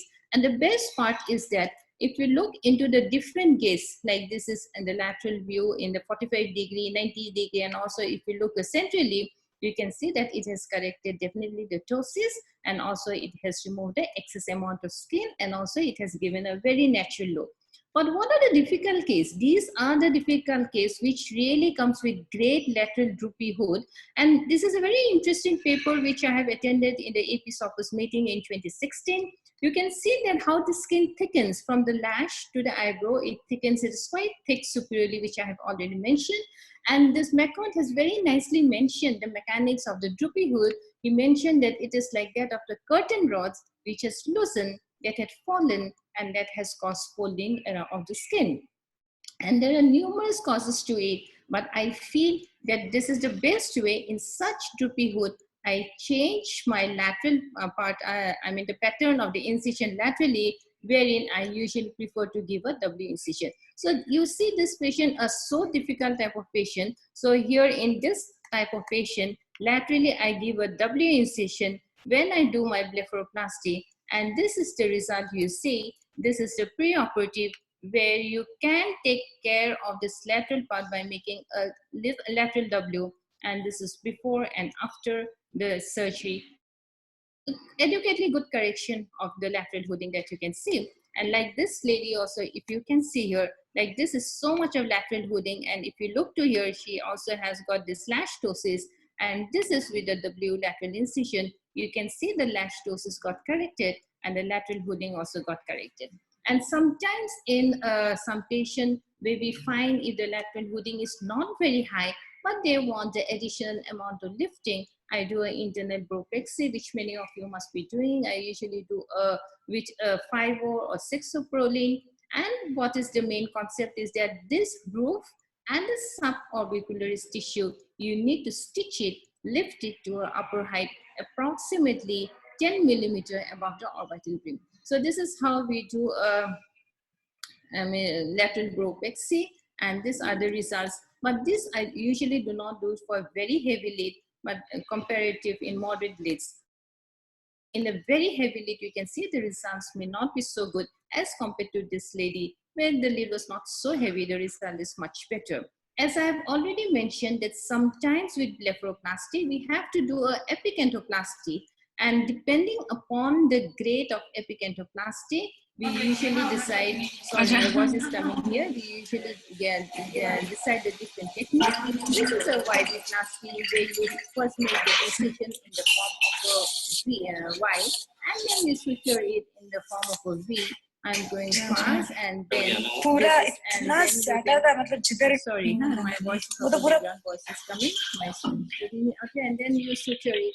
And this is a very simple but a very easy way of doing a blepharoplasty along with a biopsy in order to correct the epicanthal fold. And here, if you look very nicely, if you can see here, like this is why the cases where we say a very advanced epicanthal fold is when you don't see the caruncle here. So you need to normally in every patient some amount of caruncle needs to be seen, and this is a upper lid blepharoplasty which is combined with the epicanthaloplasty, a very simple procedure. And also sometimes because of this epicanthus, we usually see some amount of pseudoesotropia, and also we see a telecanthus. So if you do a good epicanthaloplasty, you not only give a good crease height as you can see here, also you make the caruncle visible, and also you decrease this telecanthus. This is another patient. So the question to it is which type or what type of upper lid blepharoplasty we need to do. It depends upon the indication, whether it is aesthetic or it is functional. It depends upon the age of the patient, the requirement of the patient, whether the patient is having lash ptosis, the patient is having ptosis, or the patient is having some amount of lateral hooding. With this, I conclude my presentation. Thank you very much for your patient hearing. Thank you, Kasturi. That was very beautiful. I think all aspects of upper lid blepharoplasty were so clearly covered with such wonderful videos. You don't know what is bleeding. We've never seen one in your cases. So there's nothing called blood in your surgery. This is because of the radio frequency. It's your magic. Can't use the radio frequency, sir, with this COVID coming. Okay, thank you. So, Mukesh, any questions for her from the audience? Yeah, there are some questions for Kasturi. Can I ask? Yeah, please. Okay. What is your favorite technique for ptosis with dermatocalcisis? I usually see if the patient is aesthetically conscious or not. For male, if it is very heavy brow, I go for an external browplasty. But for a female, I usually prefer to do a W incision that I have shown you along with an internal browpexy. Great. How do you avoid or minimize an epicanthal fold following blepharoplasty? Yeah, the webbing that we see in the upper lid blepharoplasty post-surgical, that is what you're asking me? Yeah. Yeah, so you should not go your incision beyond medial to your medial punctum. So you should, when you mark the incision, you should be very sure so that you do not go too medially unless and until you plan for an epicanthaloplasty. Okay, one more question from the audience. How do you address asymmetrical lid crease? Do you perform bilateral surgery or unilateral? And how do you reposition the lacrimal gland? Yes, that is very interesting. See, in my practice, some of the initial difficulties I had is number one, the lid crease goes off after 3 to 4 years. So every patient, what I do, I try to placate the LPS, depending 4 to 6 millimeter. That is one. And secondly, what was the question, Santosh, you asked me? How do you reposition the relapsing lacrimal gland? Yes. What we do when you cut the orbital septum and when you go just laterally, the lacrimal gland can be seen very well. So you can see the difference of the fat, the difference in the color of the gland from that of the fat. And once you're sure, I usually take a 6-O proline and with one flat instrument, I push the gland inside and take a small bite over the capsule, not capsule actually, I don't touch the capsule, the tissue over the lacrimal gland, and the second bite in the form of a vertical matrix, the next bite comes out through the periosteum of the orbital rim. In the other, with the other end, I push the gland, and with this sense, so the first bite, it comes from the lacrimal tissues, trying not to touch the, the capsule, but whatever remaining tissues you have, then you take a bite with the periosteum in the form of a vertical matrix. That's about it. Thank you. Thank you, Kasturi. Now we go on to Botox and fillers, and Shubhra Goel from the Apollo Hospitals, Hyderabad, will be covering this. Shubhra is an excellent oculoplastic and aesthetic oculoplastic surgeon. She had been a faculty at the Shankar Nethralaya, Chennai earlier, and now in Hyderabad, she's doing some wonderful work. We would love to listen to her on Botox and fillers. Thank you, Dr. Grover, sir. Can you hear me? Yes. Okay. Thank you so much. Thank you to Dr. Honavar and the whole load of panelists out here. It's wonderful to be in a forum of friends, colleagues, teachers, mentors, and a warm welcome to everyone who's listening to us and on Sunday afternoon. So my talk is what's required for botulinum toxin and fillers. These are my disclosures. Now, if you look at this video, usually when we talk about injectables on the face, it seems as simple as this, where you just need a needle, a syringe, and an area to be injected. And believe me, such videos do exist and people do follow certain stuff which is being shown here. It looks very fascinating, but is it what is required to do the injectables is the question. Well, the answer is no, because the face, as any part of the tissue, any part of the body, is a complicated structure.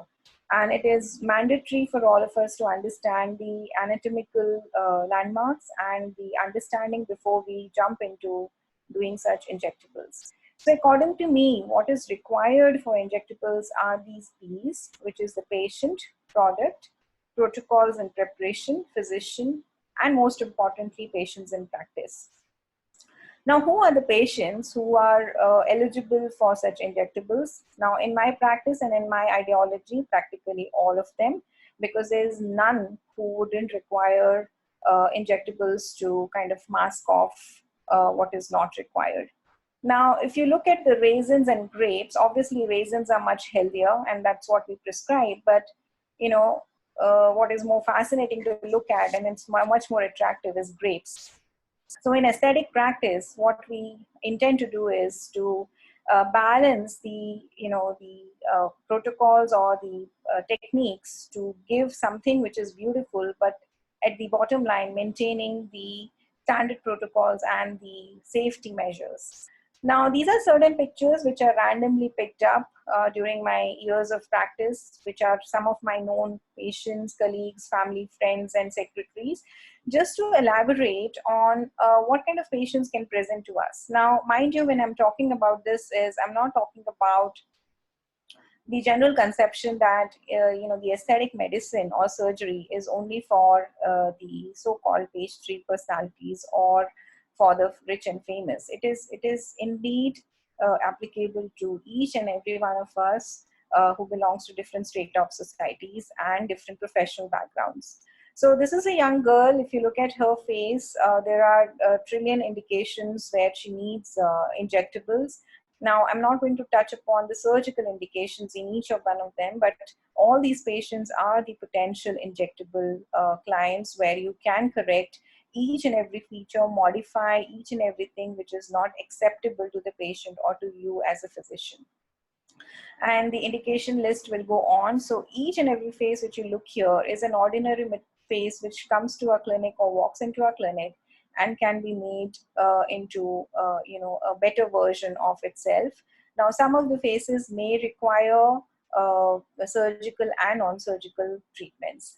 Now, this is one of my favorite slides because, it's always good to look at yourself when you are young and chubbier and have a lot of defined features on your face, unlike when you turn 40 plus or 50 plus.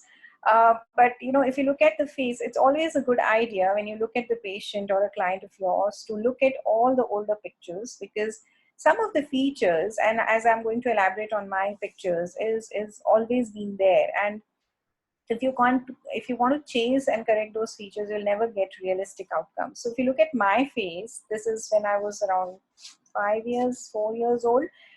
Everything else is good, but I just wanted to bring my, everyone's focus to my periocular area, where I always had the hooding of upper lids with low set brows, and still at that age I had an inferior orbicularis hypertrophy.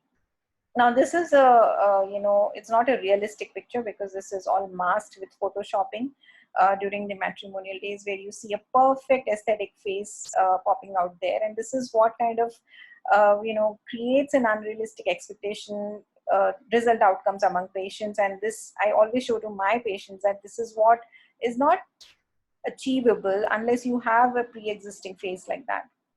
Now this is in my 30s, where the aging has set in. The face is getting converted from triangle to square. The periocular, perioral changes are setting in.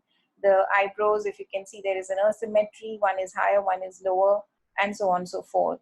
And this is when, one tends to put on a little weight and you become chubbier. You think you're looking healthier and beautiful. But if you look from an aesthetic point of view, the aging process is much more evident. And this is one of the picture. I think this was 3 years back. So what I want to highlight is, if you look at my first picture and the last picture, the periocular changes still remain the same. There is a lot of hooding, lashes are not being seen, and there are a lot of gravitational changes, or the changes which are causing the face to look older and heavier. So obviously there are intrinsic and extrinsic factors which cause the aging processes. Intrinsic is your hereditary genetic makeup and your lifestyle, and extrinsic is how you kind of maintain your skin and the aging process. Now I believe that aging is a fact of life, but looking your age is not. So I disagree with the statement saying that I want to look my age, because everyone has a right to look not their age. So who cannot be the patients for injectables? Obviously people, for especially in botulinum toxin, people who have a neuromuscular disorders or who are allergic to the injectable products, but also people who are averse to being beautiful, or they don't want to look beautiful and have unrealistic expectations, which kind of strike off from the list. Now coming to the product per se, we all know botulinum toxin and soft tissue fillers is what we use. There are different kinds of botulinum toxin which are FDA approved and commercially available in the market. So type A and type B. Type A is for the cosmetic indications and type B is for the functional indications. And there are specifics and there are systems and processes by which they have been created by each and every company. I'm not going to go into the technical details of it, but in India, the maximum amount of botulinum toxin by allergen is what is being used, with some of my colleagues and counterparts using this quote as well. The basic thing which I want to bring here is the production of biologics, whether it is botulinum toxin or dermal fillers. What differs is the way they have been processed. So this is a picture portraying different forms of alcohol. Alcohol is the same, but how it is concentrated and how it is produced and projected is what it makes it different in terms of how we name it and how we taste it. Now, when we look at the classification of the soft tissue fillers or the dermal fillers, they can be basically classified based on their longevity, placement, and origin. And longevity can be temporary, semi-permanent, permanent. Placement, practically under all layers we can put the fillers. There are specific fillers for specific layers nowadays, but practically you can have fillers for all the layers. So we are going to focus our discussion mainly on the temporary or the semi-permanent fillers, because permanent fillers are still not available in India. And as I said, the placement can be anywhere on any level of the tissue depending on what the indication is. Most of us are practicing hyaluronic acid filler practice. The simple reason being it is easily available. It has very natural outcome results, and most importantly, the results can be reverted. In case we have complications or unrealistic outcomes, you can always revert the results by dissolving it. So I think it comes very handy.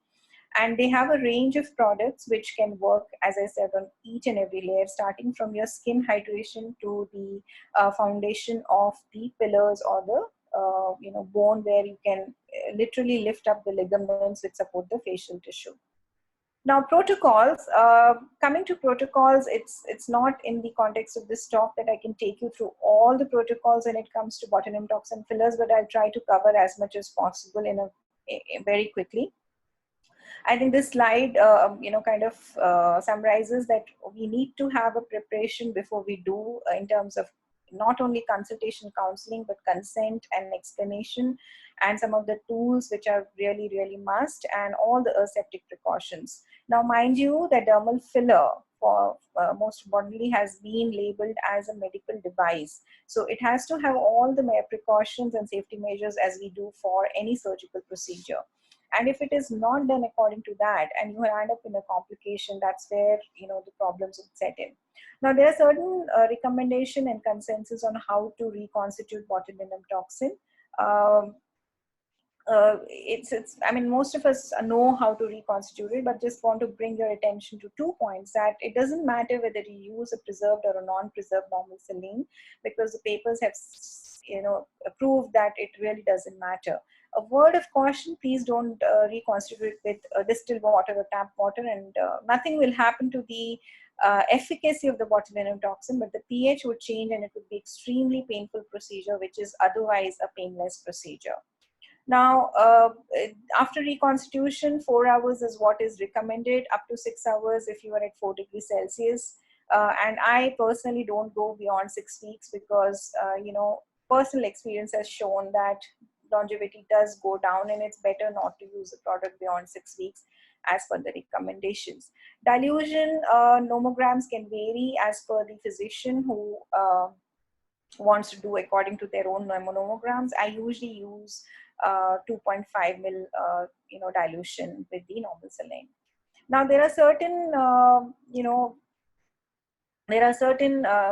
ways by which you inject. Now, these are not my videos, but just the medical education videos, for the simple fact that it keeps it very simple while teaching.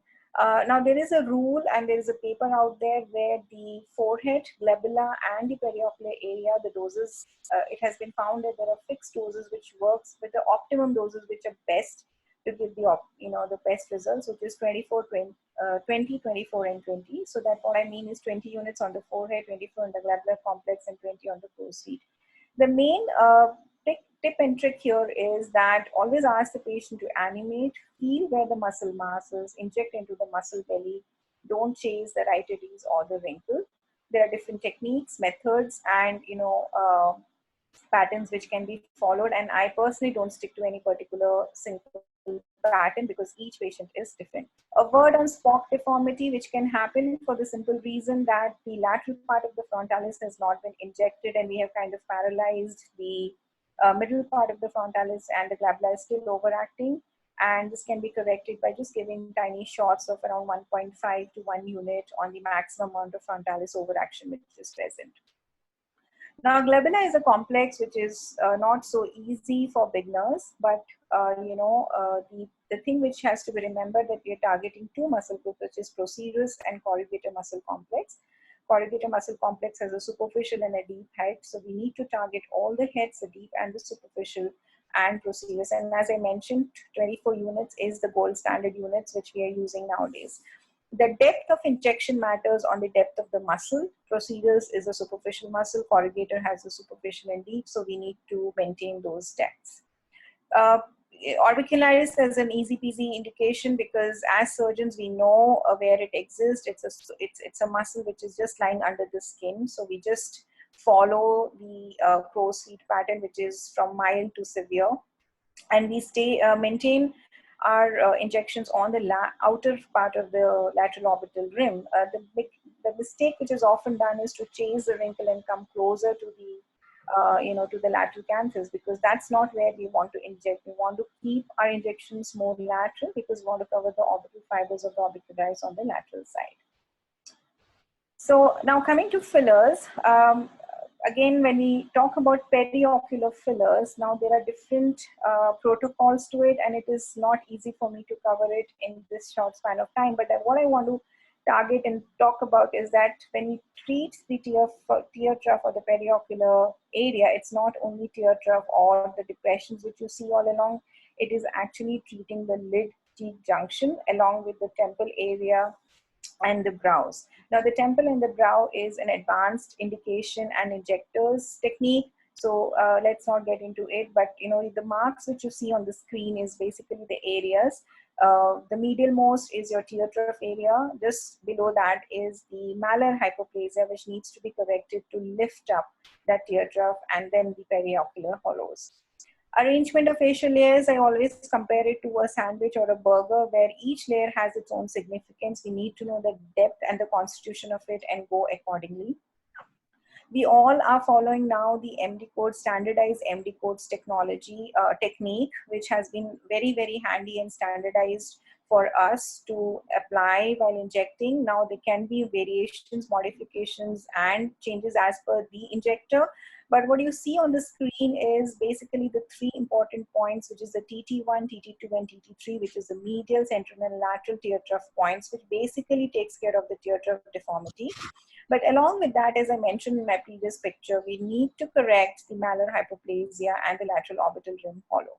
So, these are some of the pictures where the injectables, that is botulinum toxin forehead, the glabella, and a patient with lower lid hollows where there was a grade 1 fat prolapse with malar hypoplasia has been corrected with dermal fillers without doing anything else to her face. And this patient had undergone practically the whole face botulinum toxin and fillers. She is a candidate to get more, but this is what she was happy with.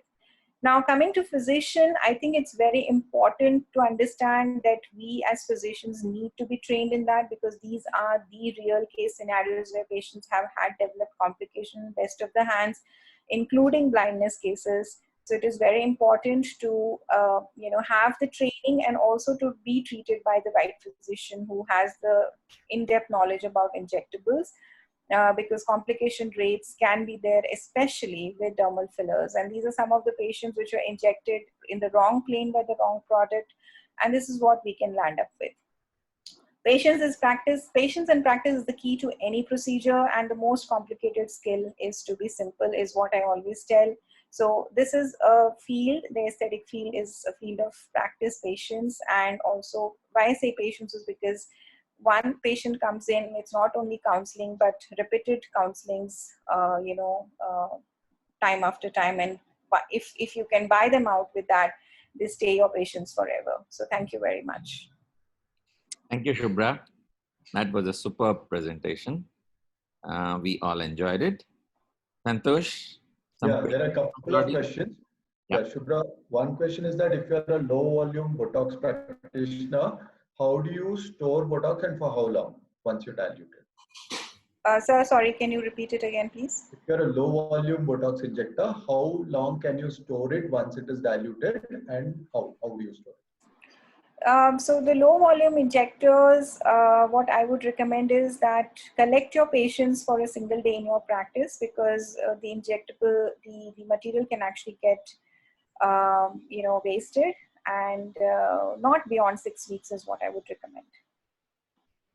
Second is, how do you avoid blinding complications of fillers, and which particular filler results in it?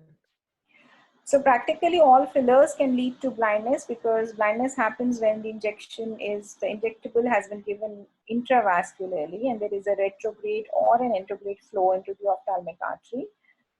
So the key to avoid blindness is that, the understanding of the anatomy, the right product, and the right plane.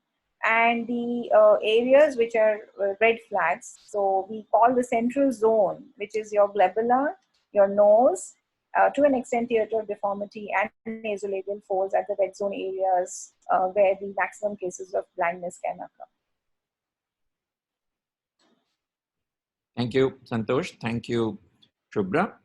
Thank you, sir. Now go to the star presentation by Javed. Welcome, Javed, and Ramzan Mubarak. In these tough times, Javed has really become synonymous with lacrimal surgery with his excellent work published everywhere. He has really set very high standards for all of us to inspire us. And it's wonderful to have Javed join us. And he speaks to us on what works for external DCR. Javed. Thank you, Dr. Grover. Am I audible to everyone? Oh, yeah. Your face is slightly cut off, Javed, so if you can move back or change the camera angle. Yeah, that's good. Yeah. So thank you, Dr. Grover and Dr. Honavar, for giving me this opportunity. to speak on what works for external DCR. I would, with the permission of chair, bring to you greetings of from the Govind Ram Shiksaria Institute of Bacteriology across the campuses of Alvi Prasad Eye Institute. These are my financial disclosures. So what works for external DCR? Unlike most of the other oculoplastic surgeries, external DCR is something that is commonly practiced by a lot of general ophthalmologists and to a good extent by a lot of them. So what I felt was that rather than showing a regular video of an external DCR and bore you at this time of the day, I thought let me briefly recapitulate the steps, but actually talk about 5 areas which needs to be taken care of for a successful DCR. And if time permits, then I will address the 2 common questions that I keep receiving or asked during this kind of surgeries. So I won't go into the details of each of these steps. I'm sure most of you are well aware of this surgery. The pictures that you see in a sequential order, the first one about the local anesthesia, well, I prefer a combination of direct infiltration with an infratrochlear, anterior orbital, and anterior ethmoidal block in a combination if I'm doing it under local anesthesia, followed by a surgical incision, which I prefer to take over the anterior lacrimal crest. And this is once you separate the orbicularis and expose the periosteum, you take a periosteal incision and then reflect the lacrimal sac like you see over here, and then initiate osteotomy, and then followed by lacrimal sac marsupialization. And then you fashion the nasal mucosal flaps, and then you suture both the anterior and posterior or either one of them, these flaps. And then that's pretty much the gross view of the surgery. But what is important that I wanted to drive home was these 7 points. Point number 1 is the osteotomy. Now, osteotomy initiation, this is a topic that I believe has been anecdotally transferred from generations to generations without much of evidence base. But how much osteotomy is to be done? If you go back and look at the older textbooks, you would find a lot of those parameters, but those are not evidence-based. So what do we know as of now? As of now, the osteotomy is to be determined by the size of the lacrimal sac of that particular patient. Like if you see here, the fundus of the lacrimal sac and the beginning of the sac duct junction here, this is what I would take the osteotomy for, right? Then the second concept, which unfortunately got transferred through generation in a wrong way, was the superior level of osteotomy, which was usually taught as 2 to 3 millimeters above the common canalicus. Well, that is not true, because from the common canalicus, normally the fundus of the lacrimal sac extends somewhere up to 3 to 4 millimeters. So if you have opened up the lacrimal sac well, then you have already gone 3 to 4 millimeters above. So the concept of CSF leak is a little overblown in DCRs. On an average, the nearest point for the cribriform plate from the common canalicus is beyond 15 millimeters even in children. So that doesn't happen. CSF leaks in DCRs usually happen secondary to unnecessary manipulations of the middle turbinate. So that risk is a little low in external DCR unless somebody really wants to go and explore the brain. Now, the point number 2 is about protecting the common canalicus. This is another area where there is a very high chance that the surgery might fail on table. Now, how do we take care of the common canalicus? The common thing that I do if I'm performing external DCR is to fill the lacrimal sac. If you see the lacrimal sac, in fact, some thinner areas, you can even see the green hue here. That's because the sac has now been filled with a viscoelastic, which was labeled with fluorescein. And what it does is that it expands the sac and keeps the medial wall of the lacrimal sac away from the common canalicus. The other good thing that you can do and combine it with is use a probe and tent the medial wall away from the common canalicus so that you don't inadvertently cut the other side of the wall during the marsupialization, which is a possibility. This is an example just to show you how if you label it with fluorescein and use a viscoelastic, the time you go at one point, grade it and get in till you see the green fluorescent leaking, and then don't go more laterally. Just keep in that same plane, cut the whole thing from top to bottom of the exposed lacrimal sac. Now, point number 3 is full length sac marsupialization. Why do I say that we need a full length sac marsupialization? Like if you see here, as I was talking about the osteotomy, look at the common canalicularis and look at, it's around 4 or 5 millimeters, you still see the lacrimal sac in this patient. So the full length of the lacrimal sac from the fundus up to the nasolacrimal duct, there is a reason why we need to do that. One reason is that we want a good reflection of the flaps. Like you see here, the anterior and posterior flaps tends to reflect very nicely like an open book when you do that. The second reason is that you can take care of a lot of intrasac synechias in patients who are very long-standing pando. The third reason would be to take care of any unnecessary post-operative troubles of some syndrome. And obviously 4 is that the more length you have distal from the common, peripheral from the common canalicularis, the more you will have a primary intention healing in this area. So primary intention healing away from the common canalicularis, the more the distance it is, the less likelihood of any kind of cicatricial changes happening around the common canalicularis.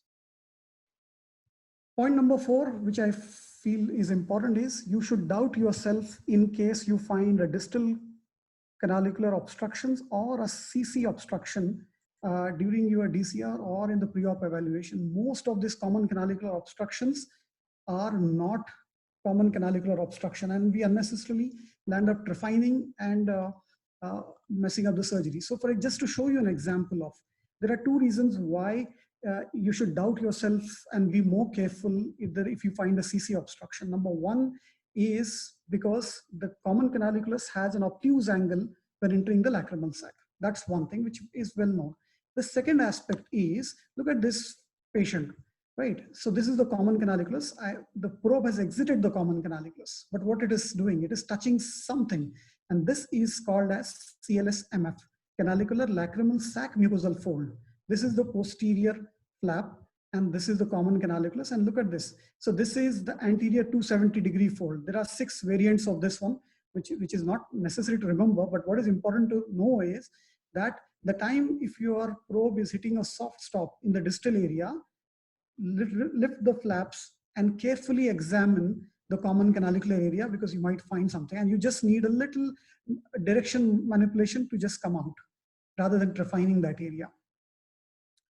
Point number 5 is post-operative assessment. Now, it cannot be more emphasized that if you are operating into the nasal cavity, you need to go back and assess post-operatively, for a simple reason that there might be many things that might be happening, which if taken care of in the early post-operative period, can save the DCR. For example, a large granuloma like the one that you see here, okay? And the second thing could be a very threatening granuloma. If you see, this is a peritubal granuloma right at the internal common opening. And this is something that the time you remove the stent, this is going to get occluded and fail the DCR. So it's also very important to post-operatively evaluate these patients, because you can again enhance your success by doing that.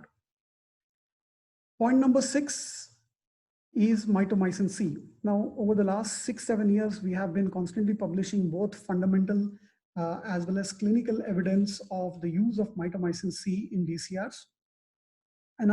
And if you would have asked me 2 years back, I would have said it is debatable. But as the time is going forward, it is no more debatable. Of the 31 randomized controlled trials that are known in the literature, almost all of them now say that mitomycin C is beneficial in DCRs. I won't go into the details of that. The reference that I can give you now, as of now, is last week, the Hong Kong group has published a Cochrane meta-analysis, which has quite convincingly proven how mitomycin C works in long term and helps in the success of DCR. Point number 7 is another adjunct that we commonly use, intubation. Now, intubation also, we have shown how intubation works.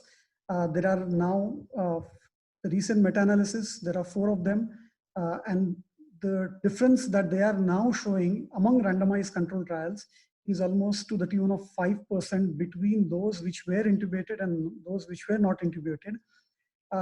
And the sequential trial analysis that of the randomized control trial, again from the Hong Kong group, has shown that intubation is beneficial. So as of now, I practice both mitomycin C and intubation based on where the evidence stands currently. So in conclusion, I would say that dacryocysto external approach is a simple surgery to perform. A lot of you are already doing it. It's an easy to learn technique.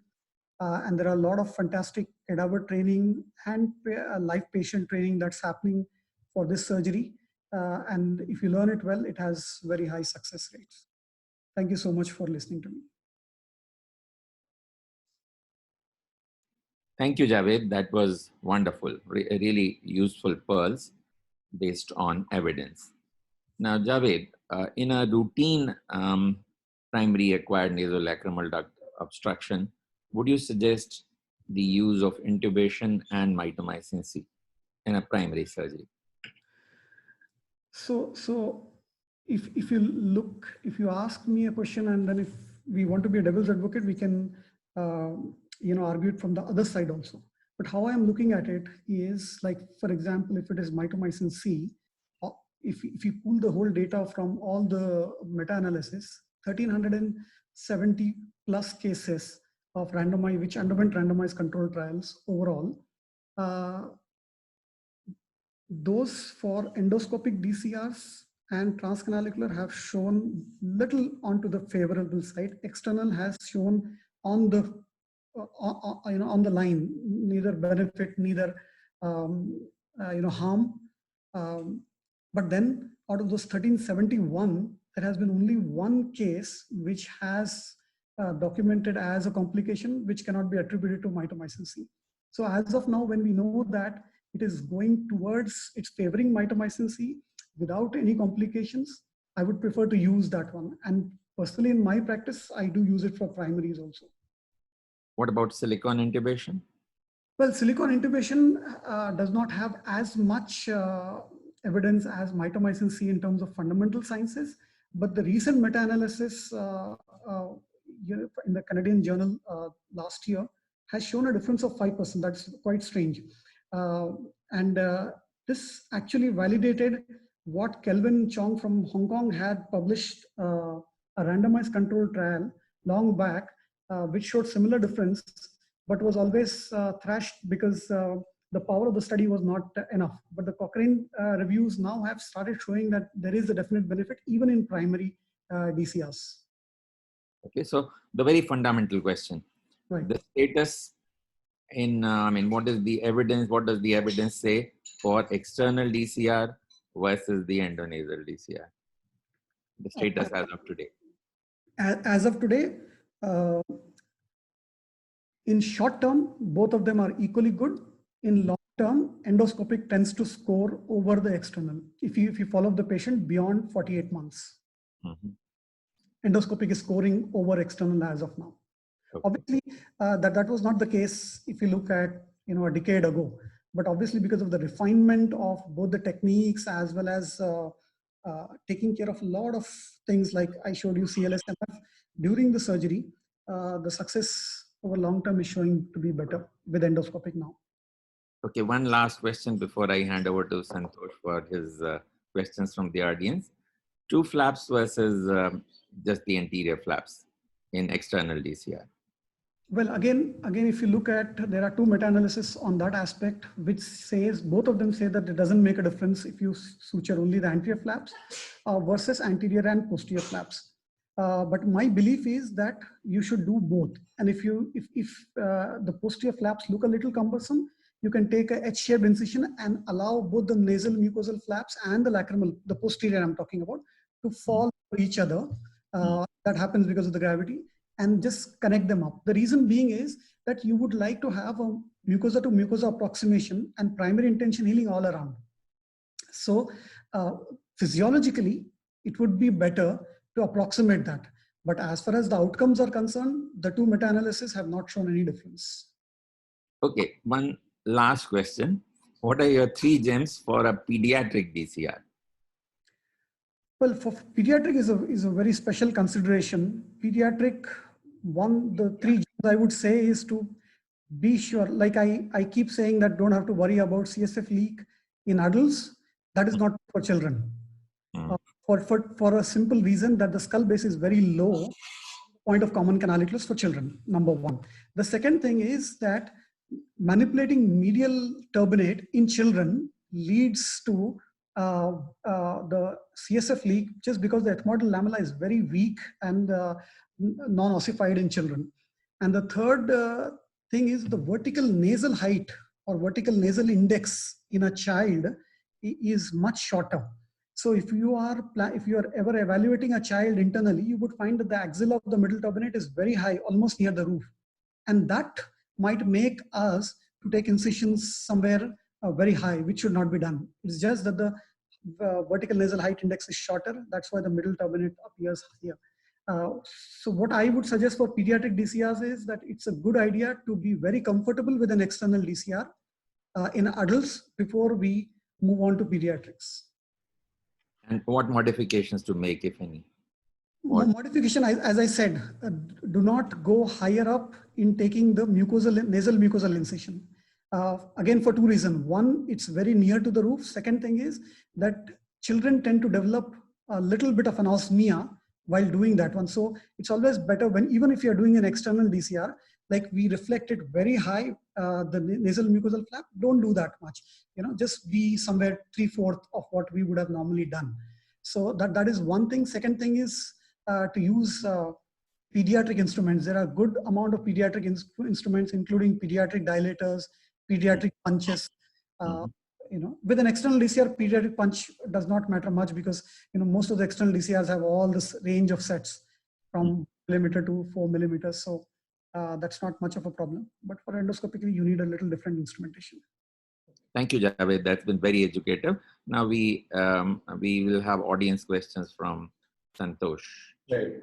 A few questions, Javed. What about flapless DCR? Do you believe in it? That's one question. Yeah. So flapless DCR, belief is, we can believe anything, but there is no evidence to suggest that flapless DCR would work better. And more important than that, even if I take for the sake of argument that they work better, it is not physiological. So whenever we are operating, we want to restore the normal human body to as close as anatomically and physiologically as close to as possible. So that doesn't happen with the flapless DCR. So I would not advocate it. But what stage and how and in what concentration do you use mitomycin C? Mitomycin C, the concentration that I use is 0.02 milligram% for a period of 3 minutes. And I usually use it following the osteotomy.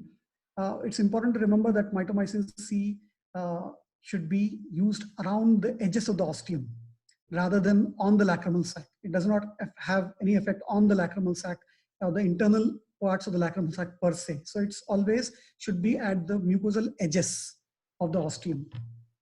Okay, one important question I believe from the audience is that during COVID times, what would you recommend, external versus endoscopic? And would you recommend doing DCR at all at this stage where the population is in the stage of, not being completely infected? Yeah. Javed, that is something that we are all waiting to hear. So the recent particularly the recent American Rhinology Society guidelines are saying not to do DCR. So I would not do DCR probably for another 2 to 3 months, even after it opens, for two reasons. One is that this surgery comes under aerosol sprays. So anything, whether you do it externally or whether you do it endonasally, the risk for the surgeon is quite high by aerosol. It need not be that something should splash onto the face. So even if you are having a coverage, this is something that's there. And the second thing is the virus tends to stay intracellularly and cause cytopathic changes much longer than after the clinical resolution of symptoms. And nasal mucosa tends to harbor this virus very well. So I would not prefer doing DCRs at least for another 3 months. That's it. I have a question for you, Dr. Javed. Yes, Dr. First of all, very nice presentation. And my question is that how long you keep your stent, and is there a chance of granuloma formation around the stent if you keep it longer? Yeah, so as far as the stent retention is like previously we used to do it for 3 years and all those things, but from the last, I think 3.5 to 4 years, I don't retain any lacrimal stent beyond 4 weeks.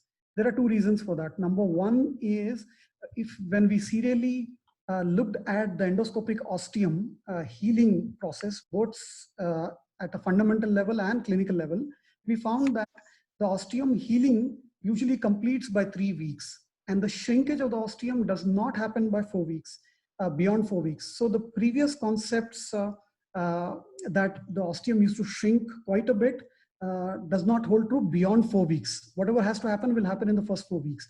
So we evaluated ostiums beyond 4 weeks up to 2 years, and we did not find any change in the size of the ostium, provided obviously if you do a mucosa to mucosa approximation and primary intention healing. So that is one indication why stents are not needed beyond 4 weeks. The second thing is that we have now almost 7 papers where we actually in-depth studied the physical deposits as well as biofilms on the surface of the stents. And we have seen that beyond 4 weeks, there is a rapid rise of the biofilms. And beyond 6 weeks, it just gets a little uncontrolled. So 4 to 6 weeks is the window beyond which you should not ideally go as far as biofilms are concerned. Because biofilms, you know that from the sinusitis literature that biofilms actually mount a host reaction, immune mediated and inflammatory reaction. And we don't want any inflammatory reaction in that area beyond the time. So that is where it is. Yeah, if you retain stents beyond 4 weeks, there is a chance for a granuloma. Below 4 weeks, it's exceptionally rare to see a granuloma. Javed, that's true for decrocystolinostomy. What about intubation done for a canalicular laceration? For canalicular laceration, if you look at the animal literature and very short, there's already one published somewhere in the 1980s, and we have done that on the rabbit canalicular system. And we have shown that beyond 2 to 3 weeks, the canalicular completely heals up. So ideally, we don't need the stent beyond 3 weeks as far as the canaliculus is concerned. But if you want to be a little safe, again, 4 weeks is something that we do.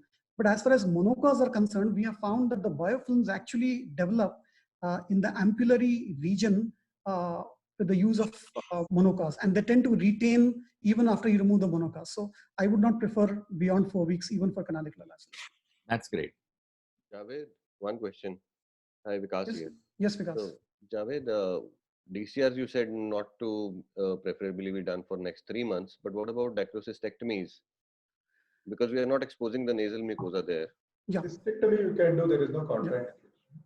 I agree with that. Dacrocystectomy you can do. So if there are one more question, one more clarification. We will not be doing syringing as well for the next 3 months, right? Preferably no, because you for doing irrigation of the lacrimal system, you need to come in very close contact with the patient. So it's not that COVID-19 cases are going to disappear after 3rd May. So it's going to be lingering till May, June. So yeah, so recommended is FDDT, more physical. Yeah, exactly. Thank you, Javed. That's been a wonderful presentation and a wonderful interaction. Thank you, Santosh. Thank you for assembling us all and making this possible. Thank you, Microvision. That was very well done technically. Thank you all my co-speakers. You've been wonderful and stuck to your times and had a beautiful interaction with the audience. So audience, of course, for that fantastic interaction that we had. And of course, my coaches, Usha and Kasturi, and moderators. Mukesh. Thank you, sir, for so very well conducting it and bringing a order to this. I have been educated. I'm sure the audience has also been a little longish, but in the times of COVID, that's fine. Yeah. We all wish all of you a very, very healthy life and stay safe, stay home for the time being, stay away from lacrimal surgery. Thank you. Not Thank the you. lacrimal surgeon, but lacrimal surgery. Yes, Santosh. I think this is the first time that we've had such a huge number of people attending. So probably, I think we should thank you for that. Thank you. Thank you. Thank you. Thank you, everyone. Power of all you panelists. Thank you. Thank you. And, Bye-bye. sir, like Bye-bye. to say, I think we have stopped the video now. Yeah, thanks to everyone. Yeah, we stopped broadcasting. Yes, Thank you. yeah. Thank We you. saw the highest in the YouTube around 450 plus there. Okay. And here also around 500 people in the directly. 500 out here, even I was checking. Yes, 500 plus, that's a thing. And a lot of questions on question answers, chat, and in YouTube also. Okay, so everywhere, a lot of things. And the time is at 2 o'clock now. Still, many were now at the last people were where was around 250 in the Zoom, and in YouTube 220. So 400 people were still at the till the end of the session. Okay. Yeah. Thank you, Thanks. Doctor. Thank you. Thank you very much. Thank you very much. Happy Ashok. Thank you. Thanks, sir. Thanks. Thank you. Bye-bye. Thanks. Bye-bye, everyone. Bye. Bye. So pray for me, sir. Pray for us. All Yes, of you. yes, yes. Certainly, he'll do very well.